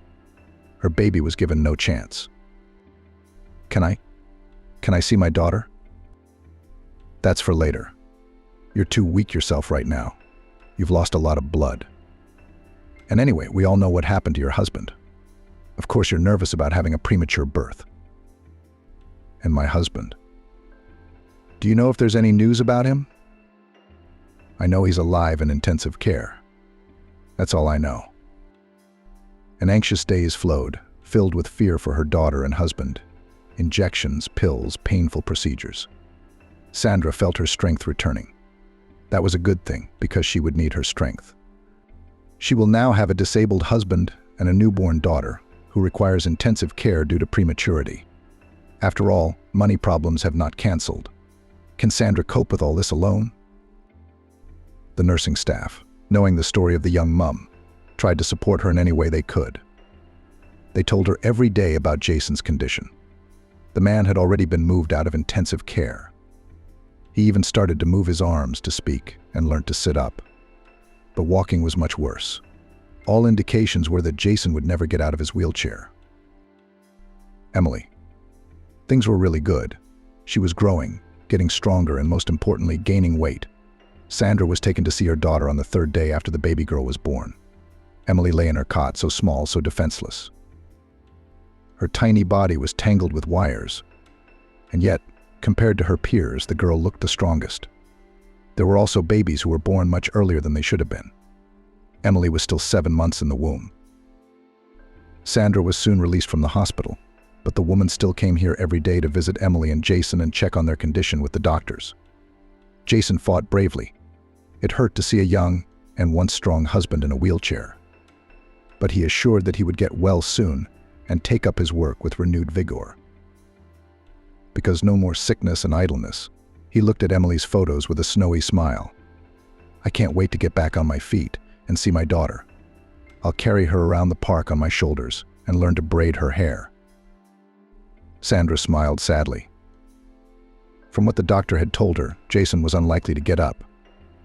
There was a chance, but it would take a lot of money to rehabilitate him. Where was that going to come from? Thank the doctors so much, she thought. They'd help Jason get disability quickly, which meant Social Security benefits and at least some free medical care. But all of that was not enough for Jason's full recovery. And then the owner of the truck called every day demanding money. Sandra even had to go back to work. Now she cleaned the entrances in the mornings and evenings. It was money, no matter what. She had plenty of time for now. Emily was in the hospital. Another month or so passed, and then Jason was released from the hospital. He came home in a wheelchair. It's a good thing they had ramps in their driveway, but it was inconvenient enough. Yes, it was hard for Jason to get used to his new situation, but he was not discouraged and supported Sandra, and he looked for a job, surfing the internet in search of income for people who couldn't walk. There were very few jobs. And then, finally, Emily was discharged. The joy of the young parents was unrivaled, despite the seemingly hopeless situation. Jason quickly learned how to manipulate the baby to bathe, feed, and change nappies. Seeing that the young father was doing quite well, Sandra decided to go to work. "We don't have enough money, and you can still cope with the baby at home. I'll go back to the canteen. There's no other way out." Jason had to agree. I could see for myself that it was very hard on him. He'd been the main breadwinner for so long, and now he was sitting on his wife's neck. But the young family really had no choice. They had to pay the rent, pay for food, pay off debt. The money that Jason had been saving for a couple of years for a future place to live had gone at a cosmic speed. Some of it went to medication, some of it to pay off the cost of the truck. It was a tough time. Sandra was at work 24 hours a day, working double shifts. Jason was doing the best he could at home. It wasn't easy for him either. Emily was growing up sickly, the effects of prematurity. She needed medicines, expensive vitamins, endless consultations and specialist examinations. Sandra was struggling. Jason, too, looked exhausted. He took part-time jobs earning pennies, but he couldn't do nothing either. Emily was all over him. Only the head of the family, Jason, didn't think it was enough. And still the money was woefully inadequate. Even a pram for Emily was not enough to buy, and she needed it to take her to the clinic. One evening, Sandra was coming home from work. Her back was already aching and her legs were buzzing with fatigue.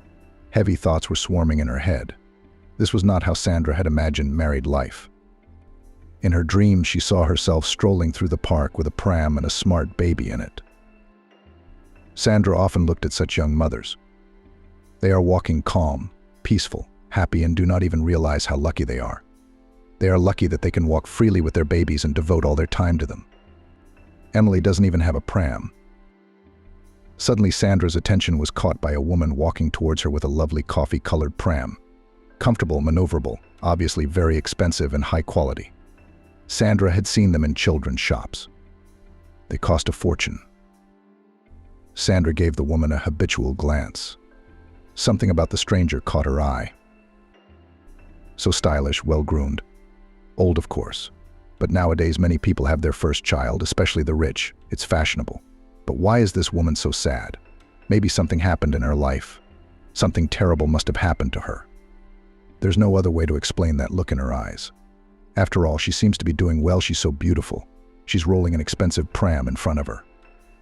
There's probably a baby in it, dressed in brand-name clothes. The woman rolled the pram up to a car park with rubbish bins. The rubbish hadn't been emptied for a long time. A sort of spontaneous dump had formed here. Sandra thought that maybe the woman would throw the bag of rubbish away and move on. But the stranger did otherwise. She sighed, rocked the pram a few times and walked away. With a quick step, the woman walked behind the house somewhere far away, and the pram stayed where it was. Sandra, not believing her eyes, hurried to the rubbish bins. The first thing she did was look in the pram. There was no one there. Sandra exhaled. She had already decided that some crazy person had thrown the baby into a rubbish bin. Such cases are sometimes described on the internet. But the pram, fortunately, turned out to be empty. Why would a stranger leave it here? She probably threw it away. People sometimes leave good things near the rubbish for people in need to pick up. Like this woman, her baby must be all grown up by now. So she got rid of her now unwanted pram. Yes, that was the most reasonable explanation. But Sandra tried not to rejoice just yet. What if the woman comes back now? What if she just left the pram here while she went to run errands or fetch the baby? Strange choice of location, sure, but I don't know. Half an hour passed. The woman still hadn't turned up. Sandra had been watching the pram all this time, because what if someone else took it? A thing like that wouldn't stay near the rubbish bins. And they need the pram so much for Emily, it's a must. In the end, Sandra is sure that the owner does not need the pram and calmly rolls it to her house. Jason even whistled in amazement when he saw it. This is how Emily is transported. And what a luxury vehicle it is. I'm surprised myself, Sandra smiled. The woman left it on the rubbish bin right in front of me and walked away. I was still waiting a long time, in case she came back. But no, she didn't come back. It's strange. Such a beautiful pram, obviously expensive. I could have sold it. I'd make a lot of money. It's in perfect condition, like new, Sandra agreed. Strange, like new indeed, Jason shook his head, examining the tires carefully. Oh well, you can't understand them rich people. Jason volunteered to wash the pram himself, which was why he had discovered the very letter. A piece of paper folded in half was in the side pocket of the pram. It was a whole message. Come here, Jason called to his wife. She was playing with Emily at that moment. It's just I can't believe it. Read it, Jason held out the sheet to his wife. Where did you get this? It was lying in the pram. I don't even know how to respond to it. It's a terrific letter. Sandra took the piece of paper from her husband's hands and began to read. Beautiful, almost calligraphic handwriting, easy to read. It was clearly written by a very literate person. What's the point? Yeah, Jason's right. It's a pretty unbelievable story. Hello, people who found this letter, the message began. If you're reading this, it means the pram has finally met its little master or mistress. That's just wonderful. My name is Tiffany. I decided to leave the pram near the bins so that it could go to people in need, people with a baby who don't have any money for baby transport. May the pram last a long time and help you raise your child. Of course, you are people with low income, perhaps even living on the edge of poverty. There are all sorts of situations. Why am I so sure of that? Simply because it's unlikely that someone from a wealthy family would pick up a pram in a landfill. Such people prepare for the arrival of a child in advance, make lists, choose things in children's shops. I was just as happy a while ago. But you're happier than I am, because you have the main thing, your child, your son or daughter.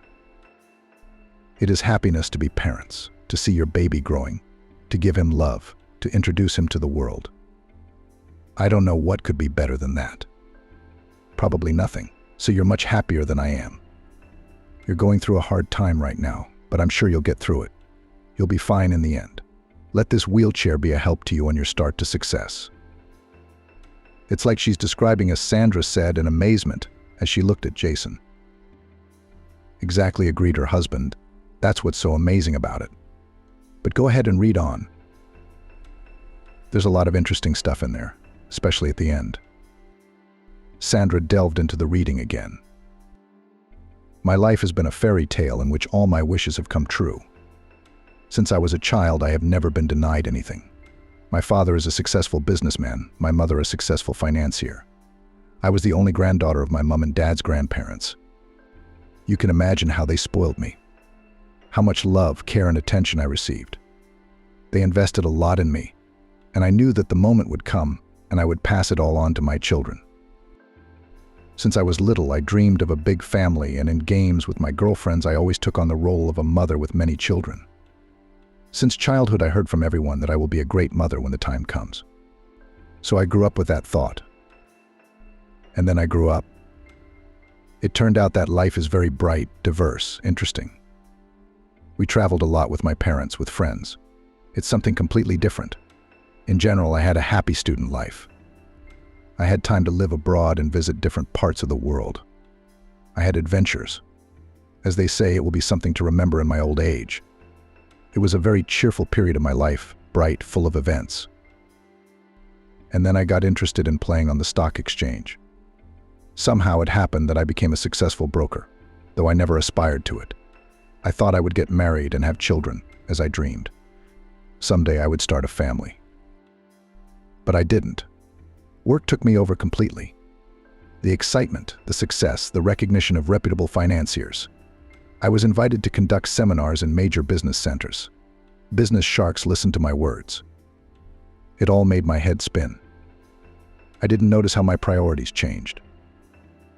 Of course, sometimes I thought that it was time to get married and become a mom. Time is running out. But on the one hand, I was still young. On the other hand, there was no one I saw as my spouse. Maybe those were just excuses, because I was happy with the life I was leading. Because when I looked at my friends who were mired in childish affairs and problems, I rejoiced in my freedom. The once cheerful and energetic girls had turned into haggard women. They only talked about children and their skills. It made me sad. I felt like a queen. Successful, respected, indispensable. Famous economists sought my advice, magazines wrote about me. It's a feeling I can't describe. This glitter and tinsel overshadowed for me my main desire. I always wanted to have children. I wanted to take care of babies, to teach them something, to love them.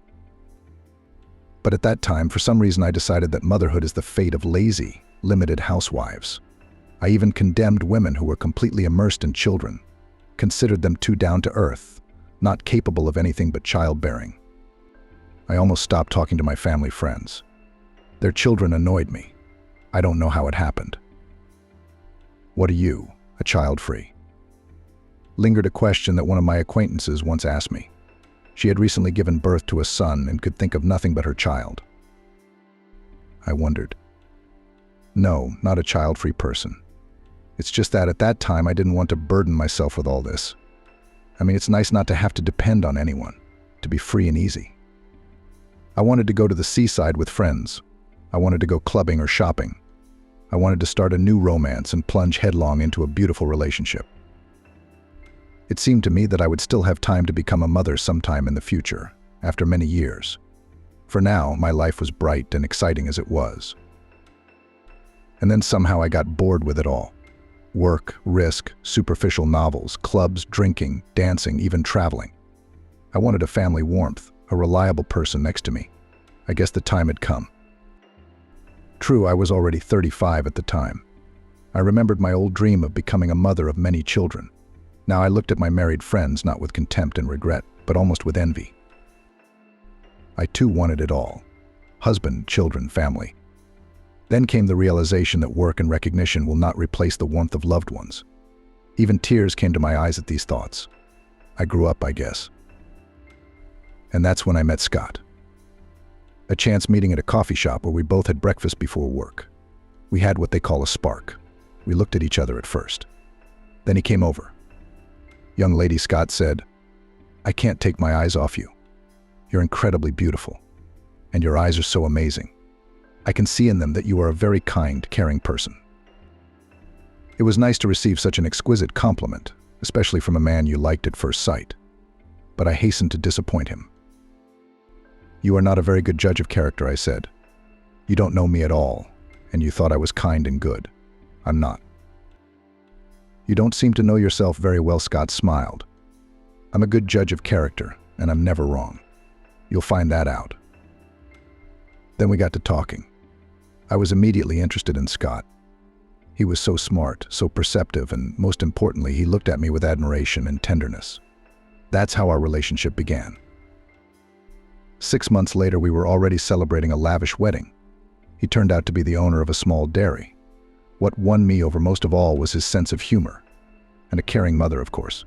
He finally made me feel like a woman in the full sense of the word. It turns out that it is very pleasant when you are looked after, when you are protected. Of course, we did not put off the question of heirs, as both of us were already at the age when it was time to become parents. Turns out he dreams of a large family, just as I once did around Scott. That childhood dream of mine came alive again. I realized that more than anything I wanted to be a mom, and as soon as possible. And that's when I found out it wasn't that simple. I couldn't get pregnant. For the first time in my life, I couldn't get what I wanted. It was discouraging. Scott told me not to worry. He told me about people he knew who hadn't become parents right away. But it didn't make me feel any better. I snapped at my husband, even though I loved him very much. He patiently endured all my tantrums. I still don't understand where he got so much strength. After a while, we went to the doctors. At first, they couldn't make a diagnosis for a long time. Scott and I were given a full examination. There were no problems with money, so we visited the most famous doctors both in our country and abroad. After a while, the doctors found the cause of the problem. It turned out that there was a subtle genetic breakdown in my health, which was almost impossible to detect. But also how to correct the situation, the doctors had no idea. If I had decided on motherhood earlier, everything would have worked out. But the years in my case played against me. I was immediately warned that the chances were practically nil, and then I enthusiastically joined the fight. I was not used to giving up and losing in anything. I took the doctor's words as a challenge. And again, treatment, examinations, endless analyses and procedures. I stopped working. I no longer enjoyed anything at all. I had a goal, and I was on my way to it. How can that be? My dream, and suddenly it doesn't come true. I just couldn't get my head around that. There was a period when I began to hate women with small children and pregnant women, just because I was so jealous of them. Why did they get it and I didn't? It's so unfair. Why are they better than me? I'd have been a much better mother. Cattle was so patient with me. He comforted me, supported me. My husband said many times that all he wanted was for me to come back the same old me, cheerful, kind, cheerful. I miss my Tiffany incredibly. It's been so long since I've been in touch with this intelligent, sensitive woman. Go find that woman, I replied resentfully. If your wife doesn't suit you anymore. Why are you doing this? Scott sighed and hugged me. I just miss our old life. I'd love to help him, but I'm so fixated on what's unattainable for me. I've lost my mind. Let's adopt a baby, Scott urged. There are so many kids in orphanages who need parents. They've been betrayed from birth, abandoned and forsaken. We have a lot of opportunities. We'll give that child or those children everything they need to be happy. Think about it. Just think about it. He even showed me pictures of orphans from orphanages. Big-eyed babies, touching, defenseless, so in need of loving and caring adults by their side. But I didn't want to hear anything. I needed my own blood child. What do I need other people's children for? Their parents don't even want them. So what do we need them for? Imagine whose offspring end up in an orphanage. Lazy, alcoholics, don't be daft. We'll work it out in the end. But nothing worked out. Doctors were throwing up their hands and saying more and more often that genetic diagnoses were very difficult to work with. treatment became more and more expensive and more difficult. The outlook was increasingly dim. I spent 5 years trying to have a baby. It was a very difficult time. There was hope and disappointment all over the place. I lived in anxiety, then in the pain of another failure. The cattle. How did he have so much patience? He was always there to support me, even though I was acting crazy. From time to time, my husband talked about having a foster baby, but I didn't want to hear anything. It was as if his persuasion spurred me on. Now, I also wanted to prove him wrong. We're having our own baby. Because I said so. He's offering me some nonsense. I've tried everything. I've tried innovative methods. I've tried folk medicine. I even went to a healer. The shaman was running around me, shouting strange words. I smoked all over the room. I smoked everything. But even then, I thought I was doing the right thing. Knocking on every door, taking every chance. Temporary blackout, no other way to put it. Scott looked at me with regret and concern. He was afraid for my condition, because I didn't look like myself at all. And then, finally, a miracle. One May morning, I learned that I was expecting a child. I was overjoyed. I even fainted from the abundance of emotions. I looked at the positive test and my legs were shaking. Finally. How I wanted at that moment to speed up time, to make this happy event come sooner. My long-awaited baby boy was born. There were still months ahead, but I already felt like his mother. The doctors were surprised at the time. According to them, there was no hope. But my case turned out to be a miracle. I naively believed that everything worked out because my desire was so strong and it changed the world and the order of things in it. And then I found myself almost omnipotent. The cattle, of course, were very happy too. I felt a kind of superiority over him. How he'd been going on and on about foster children. He had tried to reconcile me to our situation, and in the end, he was wrong. I was happy about that too. It's embarrassing to write that now. Readers, forgive me for describing everything in such detail here now. It is necessary, perhaps, to speak out. I want someone to know about my fate, to understand my feelings. Yes, read all the way to the end. Look, there's something very interesting and important waiting for you. I really want to help you and your baby, not only financially, but also with advice. My life. Make the right conclusions and do not repeat my mistakes. Appreciate what you have. Pregnancy was difficult from the very beginning. Constant threats of miscarriage. I didn't leave the hospital for months, sometimes weeks. I was lying in bed, not getting out of bed at all, taking care of my baby. My health was deteriorating sharply. Doctors offered me to get rid of the pregnancy, because the analyses said that the body could not cope with the load. My life was in danger. After all, I had a serious diagnosis that I could not give birth to. I didn't want to listen to anything. I had to dream of pregnancy for so long, waiting for this moment for so long, and suddenly giving up on a lined-up baby. No way.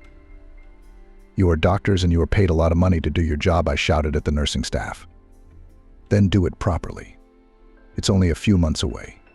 It's the 21st century. Is medicine so powerless these days? My doctors used to say. Yes, you're right, doctors are gods. Are you suffering? The child suffers. The consequences could be catastrophic. There are no guarantees. You have to understand that. But I didn't want to hear any of it. By then I already knew I was carrying my son. I'd even dreamt about him many times.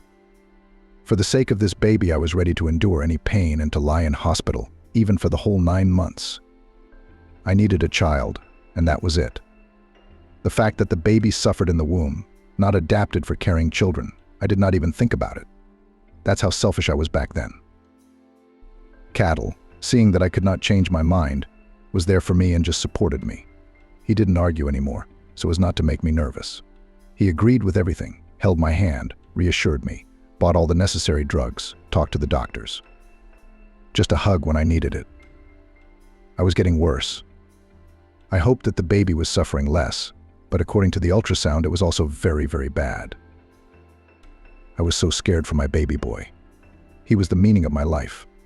I was talking to my son, asking him to hang in there to distract myself somehow.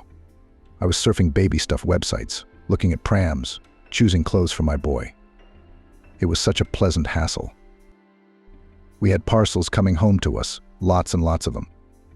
Looking at these things, I thought about good things, because, well, here they are, the proof that Scott and I are almost parents. There's so much baby stuff in the house, we just have to wait for their little owner. He's going to be the happiest baby in the world. And the difficulties will be forgotten like a bad dream. The boy was born much prematurely. The doctor's manipulations didn't help. The organism decided to get rid of what was destroying my health and harming me. The baby turned out to be weak, sickly. I saw his thin arms and legs, some strange, bright skin color. My heart sank with pity and tenderness. Only looking at my son wrapped in wires, I realized that I was a complete egoist. The doctors had warned me this would happen. And now I'm much better. My health is recovering rapidly. The child is bad. He is all alone in the intensive care unit, fighting for his life. The doctors said right away that there was little hope. Congenital abnormalities, general weakness of the baby due to the fact that my pregnancy was hard. But I still believed in a miracle. I even threatened the doctors that if anything they would retaliate.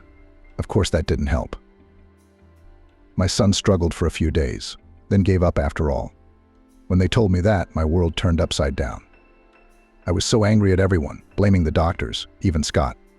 He, in my opinion, didn't have enough faith in the happy outcome, and therefore was to blame too. It got to the point where Scott put me in a clinic. Padded room, helpful staff. Talking to a therapist. Silence, rest, medication. I began to slowly come round, rethink things and realize things. I realized what had happened. Selfish people are fixated on what they want. I realized how badly I'd behaved towards Scott.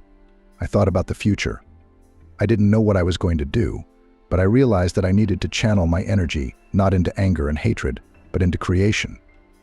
That's when the conversation with my husband came back to my mind. Scott was right. There are so many underprivileged children in the world. You have to help them. You have to support them. Just because you don't have a baby of your own doesn't mean you have no one to give your unsold love and care to. I returned home a different person. The cattle were the most excited about it. He said he missed the old Tiffany so much, and now she's back with him. It was really nice. Things that reminded me of the tragedy that had happened to us, which I had bought in myriad ways: clothes, toys, furniture. Cattle put them in a separate room, a kind of warehouse or museum. These things, looking at them, still pained me deeply. Let's throw it away, I said to my husband. Why? Wouldn't it be better to give them away to the needy, he wondered. The cattle, as always, were right. I started traveling to shelters with boxes and bags. There I got acquainted with the staff, learnt the stories of the children. Lots and lots of stories, complicated fates, tragedies, betrayals. Someday, when I have more time, I will write a book about it. People need to know this. It fascinated me. I wanted to help underprivileged kids, to make their lives a little better. And I could. I had all the opportunities, and now I think to organize my own charitable foundation. It's a lot of work, but I can do it. I've already started to learn a little bit about how to set it up. In the meantime, I help kids from orphanages, buying things they need and organizing holidays. I am so happy to see smiles on the faces of these boys and girls. Some time past, it seemed to me that I gave away all the things that I bought for my son, but one day I came across this pram. I remembered how carefully I chose it, studied the features, looked at the appearance. I wanted my son to be comfortable in it. But unfortunately, he never had time to try it out. The pram was stored in the basement. That's why Scott and I had forgotten about it. He tensed up when I noticed the thing, thinking I was going to get hurt again. But strangely enough, all I felt was a slight sadness. Regret, because I already had meaning in my life again. And I knew that my baby, what had happened to him, it wasn't all for nothing. Now, in honor of my son, I will help many other children. Our boy didn't live long, but his short life will make a huge difference in this world. But what about the pram? I had a very interesting idea about it. Orphanages where children have a hard life. Everyone knows about it. They often talk about it, but at least they are provided for, always fed and clothed. They lack parental love and care. At the same time, they are fully provided for financially. But there is another category of children. Their parents earn pennies and cannot buy them even the most necessary things. How many such families do we have? Usually nobody helps them. They're a mom and dad, let them raise their heirs. That's what most people think. But there are different situations. Not only lazy and irresponsible people get into difficult situations. I decided to leave this pram where it will be found by people who need it badly. Usually good things that are no longer needed are left near the rubbish. That's what I did with the pram. Thank you for reading this story to the end. I hope my letter eventually found the right recipient. I believe it did. You must be desperate right now. You don't have enough money to live on? You don't see a future. So I want to help you with something else. Not far from the rubbish bins where you found the pram, there's an unfinished shop building, an abandoned property. I left something else under the porch there for you. I hope it will help you get your life together and raise your baby to be a decent human being. Good luck with everything. Tiffany. Sandra set the sheet aside in confusion and looked at Jason. Do you think this is all true? She asked Jason. You mean about something waiting for us under the porch of the unfinished building? And about that, too.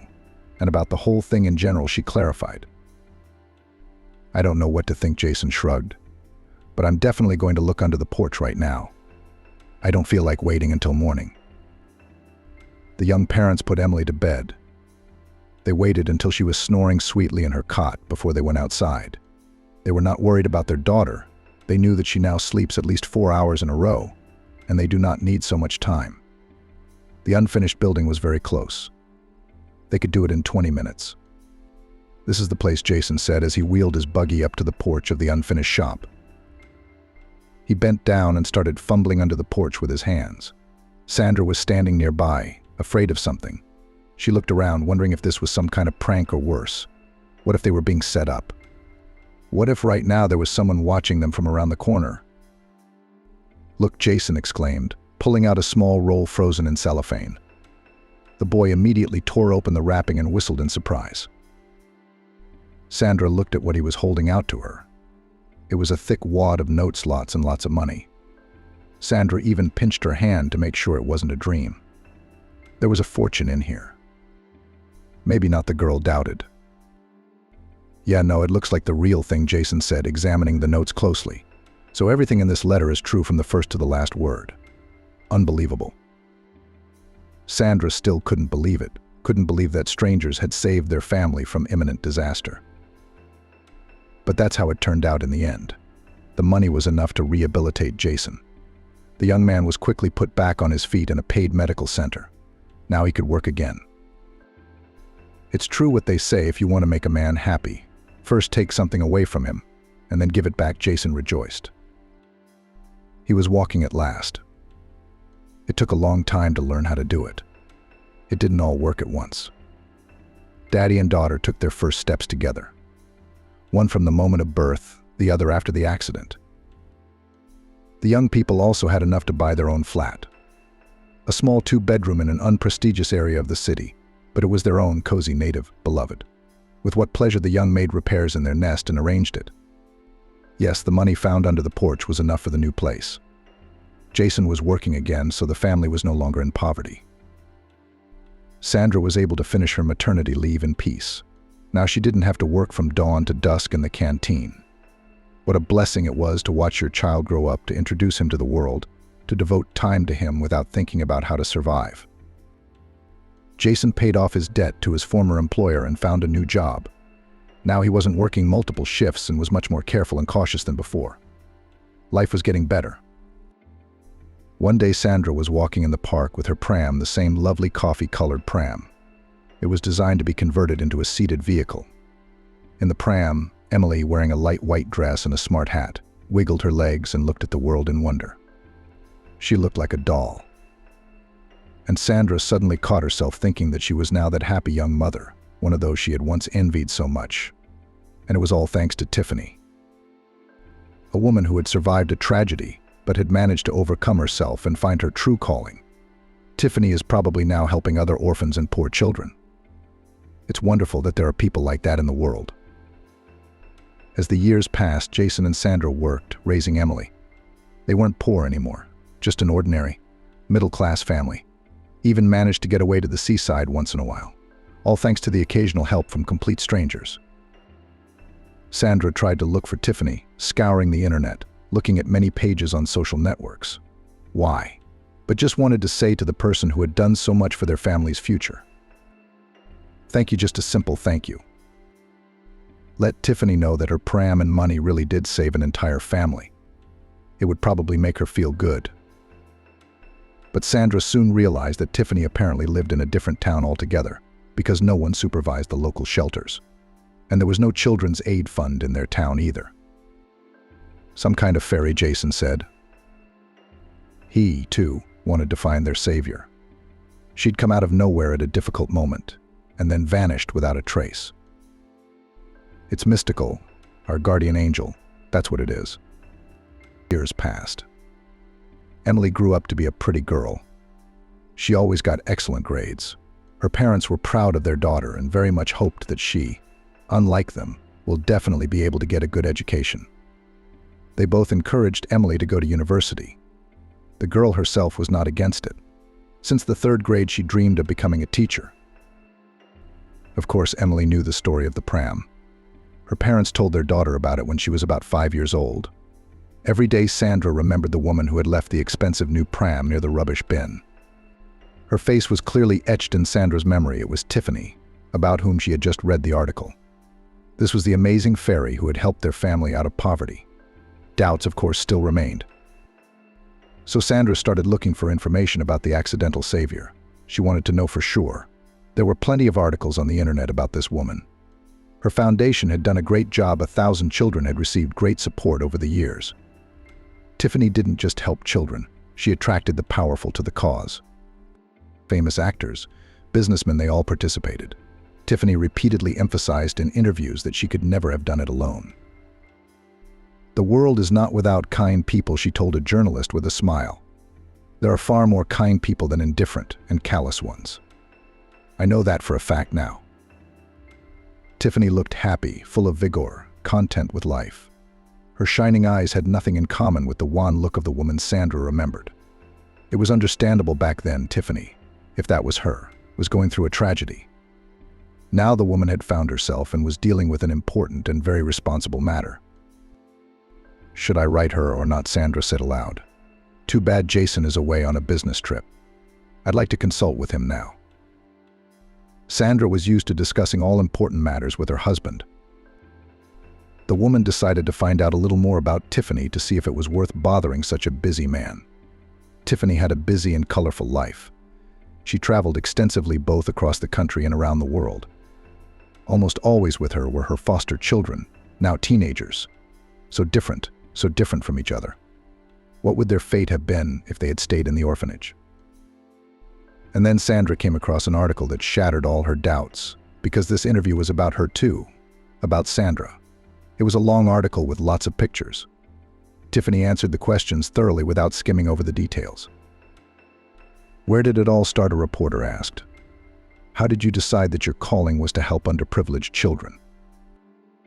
As I said earlier, it all started after Scott and I lost our son, a long-awaited, long-suffering child, Tiffany replied. We had been preparing for his arrival. We had so much stuff left over. I thought that these toys, nappies, cradles could be of use to someone. Our son is gone, but we can't let all this stuff go to waste. We delivered bags and boxes to shelters. It is so logical to give unwanted children's things to orphanages. They will always be useful there. Then, when I thought that I had already got rid of all the things, I saw the very pram that I had so carefully chosen for my child. It was painful, I'll admit it. But by that time, I had learned to cope with my emotions and decided that I had to help some needy family, people who had a baby, but no money for new things for the baby. I had to find a special family. Any family would not suit me. For this purpose, I even traveled to neighboring towns, looking around. I thought I was abnormal myself, but still I continued this strange occupation. Perhaps the tragedy then confused my mind. Anyway, I have no regrets. Then one day I saw a sad girl. There was so much anxiety in her eyes. Visually, it was noticeable how the fragile shoulders of the girl were pressed with a heavy weight of problems. She was walking through the park next to a guy who was traveling in a wheelchair. It was probably her husband. The girl was holding a tiny infant in her arms, cradling the baby in her arms, and it was so beautiful. But she didn't seem to realize it. There was despair in her eyes. The young man in the wheelchair was cheerful, even smiling. But I could see he was on the edge too. I followed this family. I was very attracted to them. I walked a little behind them and listened to their conversation. The guy needed expensive treatment. As I understood, something had happened to him not so long ago, and he had moved into a wheelchair and lost his income.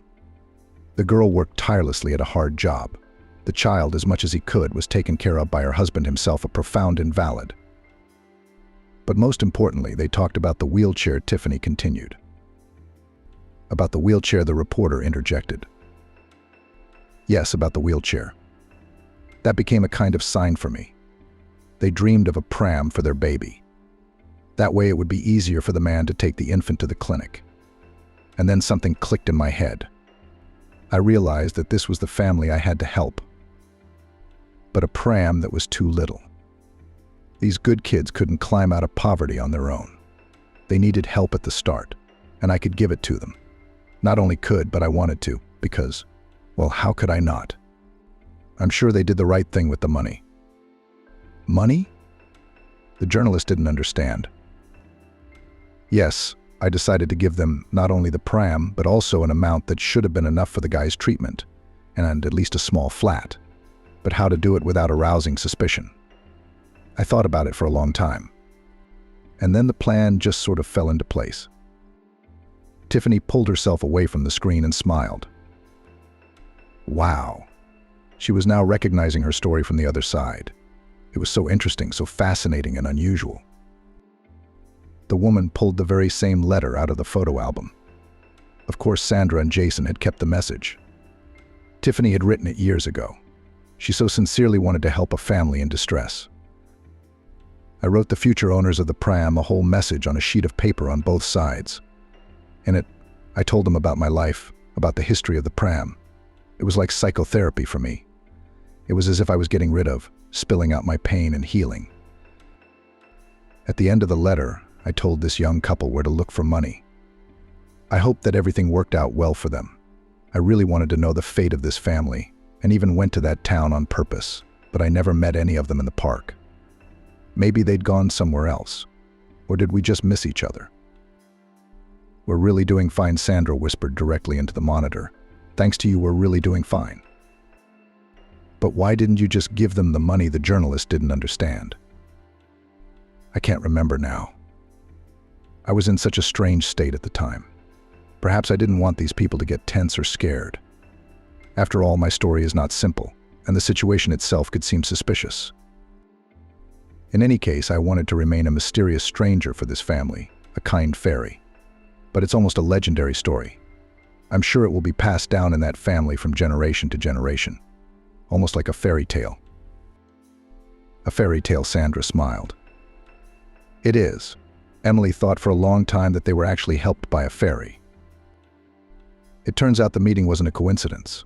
Tiffany knew in advance that the pram and the money would go to them, and yet there were plenty of happy coincidences in this story. After all, Tiffany had come to their town looking for the right family. It was to their town that she had met them in the park, following them around. Surely they must have attracted attention then. A strange trio, a young, confused woman, a tiny infant, and a guy in a wheelchair. Tiffany spotted them, followed them. She heard bits and pieces of conversation between the couple and was strengthened in her decision to help them. Sandra didn't think any further. She was already writing a message to Tiffany. It was long, almost like that memorable letter from the pram. Sandra told the woman her story of poverty in detail. She mentioned the despair of the car accident, the disability of the sole breadwinner, the birth of her premature daughter, the huge debts. Tiffany needs to know that her help really did save an entire family. At the end, Sandra wrote about her life today and even attached photos of her family, including one from a seaside holiday. There are no words to express our gratitude, was how Sandra ended her letter. The woman reread the message again and pressed the send button.